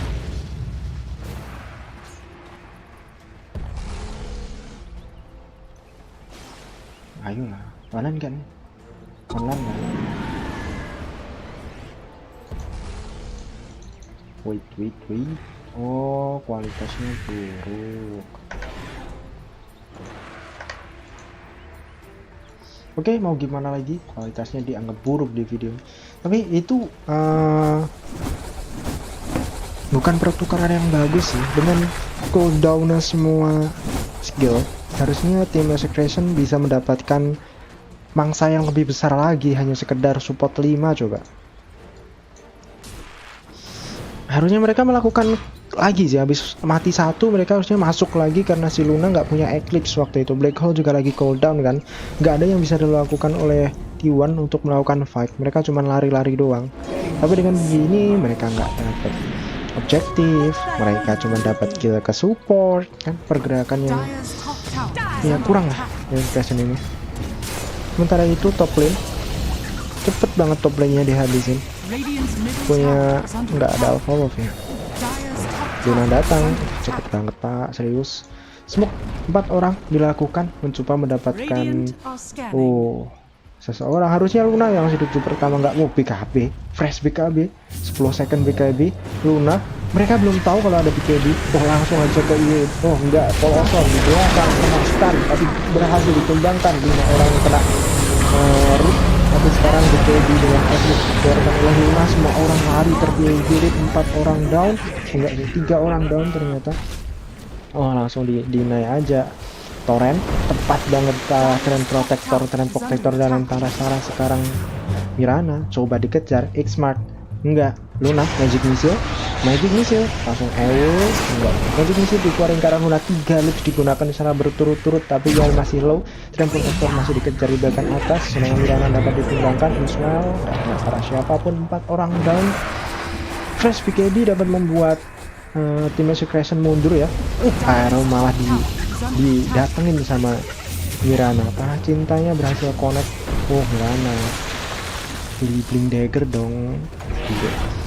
Oke, tren protector dalam masalah, silent di luasan, install secara bagus sekali, installnya kena pas banget. Tren protector langsung melakukan buyback, tapi 2 core-nya masih tumbang ya, nggak bisa melakukan apapun. Arena dalam 10 detik lagi harusnya diikhlaskan begitu saja. Lagi urusan tengah nih, ini di tengah musuh. Indonesia keluarkan langsung melakukan ultinya. Sekarang mereka dalam masalah, shot aja dengan cantiknya. Miracle BKB dikeluarin musuh 2 orang, tapi BlinkPool cantik banget ke arah 2 orang dan membuat Miracle mendapatkan monster streak. Artinya 2 orang membuat mereka lagi Ursa kena torrent combo X-Smart. Ursa dalam masalah, enggak sih. Void Spirit langsung aktif aja ke belakang. Bisa selalu kayak gitu ya. Di arah 2 orang tapi nggak bisa melakukan lanjut ke arah. Miracle dapat ditumbangkan oleh Void Spirit. X-Smart Magic Missile Spirit keluar. Apakah nggak punya escape mechanism lagi? Standar Magic Missile berhasil membuat Void Spirit nggak bergerak. Bagus banget, lebih cantik permainan dari T1 jika dibandingkan dengan Execration ya. Lebih tahu lah mereka harus ngapain gitu. Execration kayak semacam masih bingung geraknya harus gimana. Mereka menunggu kesalahan dari T1 tapi ya nggak dapat sih kesalahannya. 2 kali smoke agresif digunakan ketika T1 punya full duration ability atau semua ulti itu ready. 2 smoke agresif dan yang tentulah mereka kalah pakai Eclipse sama BlinkPool gitu. Gan 4 hero melee, mau apa? BKB aja belum ada. Entahlah maksudnya apa nih Execration. Mereka nggak punya hero yang bisa buat back gitu sih. Rosan kedua. Execration nggak sadar sebenarnya ini ada Rosan. Nggak sadar, nggak ada sama sekali. Bahkan scan pun nggak digunain. Execration nggak kelihatan, nggak ada yang sadar kalau sekarang mereka Rosan. Ini aja nih Rosan yang free. Nggak, mulai suruh dikeluarin. Execration mencoba mendapatkan seseorang. Smoke, mereka menuju ke arah Rosan tapi udah terlambat. Rosan udah dibunuh. Nggak, jangan masuk pak. Kalah dong. Smile. Ursa dapat masalah sekarang. Enggak mau di follow. Aku mau di follow up. Mereka udah datang dengan Aegis-nya mana? Aegis-nya woi. Aegis itu para siapa anjir? Para Naruto kan? Iya. Mereka masih mau war. Smoke dikeluarkan. Ini menjadi war yang buruk banget untuk Execration. Serius, punya Aegis, punya Black Hole, punya Eclipse, punya semuanya coba. Tapi mereka masih mau war. Ursa menunjukkan diri dengan X-Smart. combo. Oke, nggak ada yang mau follow up. Mereka di atas ini masih motong klik aja. Execration masih mencoba mencari celah untuk melakukan war. Harusnya jadi war terakhir. Kita cek buyback.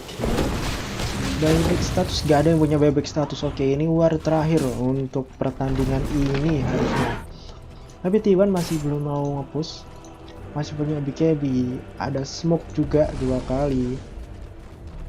Oke, smoke masih belum mau digunain. Nah, harusnya gitu sih. Luna udah ngeluarin hit aja. Ntar smoke karena 4 orang smoke dikeluarkan. Koren combo barang Ursa, tapi enggak berhasil enggak di follow up oleh tim T1. Masih mencoba untuk mendapatkan celah sekarang. Udah tabrak aja menang nih. BKB Ursa juga. Oh, udah ada BKB Ursanya. Oh, ini bisa nih. Fresh BKB dari Ursa nih. Mereka masih punya kesempatan untuk memenangkan game kalau mereka bisa menembakkan kemasan atau IED lah. Exma combo ke arah Ursa, masih punya BKB. Sekarang mereka yang kena hit tapi kena stun juga Ursa, dan sebelum digunain Ursa mundur ke belakang. Mereka dengan butterfly mencoba mendapatkan tower dan sayang sekali belum mendapat kill. Tapi sayangnya kalau dia punya life steal beda cara. Tapi termuai dari tempat 2. Lalu connect dengan Vessel efek juga, langsung ditumbangin aja Miracle. Oke, saya mereka punya satu gadget doang. Mereka mencoba bingung, mencoba memukul si Max tapi Soul Bane digunakan karena 2 hero belakang. Terus sekarang Ursa dalam masalah dan harga dari disembelih ke arah Miracle. Miracle dalam masalah dengan efek Vesselnya dan berhasil membunuh. Hancur follow up. Tembak tendang. Nih, mereka gak peduli, mereka masih mencoba push tower aja. Masih punya efek repair kit. Mereka musuh 2 hero aktif dikeluarin ke arah Void Spirit, dan Void Spirit dapat berhasil kabur. Mereka tumbang Void Spirit, berhasil ditumbangkan. Void Spirit down dan mereka satunya tumbang Mas. Ada masalah dan berhubungin 3 orang sekarang. 4 orang maaf. 3 orang baru digunakan ke arah Mirana dengan sembarangan aja. Torrent combo dan berhasil membunuh Mirana. Masih punya mini barak. Mereka masih punya kesempatan yang besar banget sekarang untuk comeback. Apakah Mas dapat langsung jadi udah diketik. Kira Mas dapat membunuh langsung 4 pertandingan di sana. Game yang berat sebelah banget, 20.000 network league dikuasai oleh tim T1 yang mengalahkan mereka cukup kuat di sini. Di league ini ya, league satunya T1 kan udah pulang gitu. Cukup kurang league, yang benar kurang. Tadi pergerakan juga masa 4 bounty diserahin semua, nggak masuk akal anjir. Astagfirullah ya, nggak masuk akal lah gitu. Oke, tapi dengan Execration mereka berhasil melakukan teamwork yang rapi, cukup rapi untuk sekarang. Combo Vega Full Spirit Luna pun dapat dimanfaatkan dengan bagus. Walaupun di awal-awal laning phase-nya mereka ada sedikit berantakan ya. Tapi itu aja teman-teman streamingku hari ini. Sekarang ada apa? Ada Nigma yang lagi main, aku juga pengen lihat Nigma. Atau mungkin aku streaming lagi untuk Nigma, tapi nggak aku cash mungkin. Mungkin nggak aku cash, mungkin loh ya. Kalau pengen ada yang cash bahasa Indonesia silahkan komen di kolom komentar, bilang aja gitu, Min cash itulah. Dengan cash yang sembarangan kayak gini ya bisalah dikit-dikit pak. Oke, makasih teman-teman atas dukungannya dan nonton di channelku ini. Kalau pengen support tinggal di subscribe aja, dan belum ada iklan karena masih baru mulai channel ini. Tapi masih butuh banyak banget support nih masihan. Silahkan di like kalau bersedia dan mau di share juga kalau teman-teman nganggep ini menghibur lah ya. Makasih udah menonton dan semoga menghibur. Sampai jumpa lagi di streaming selanjutnya. Dadah.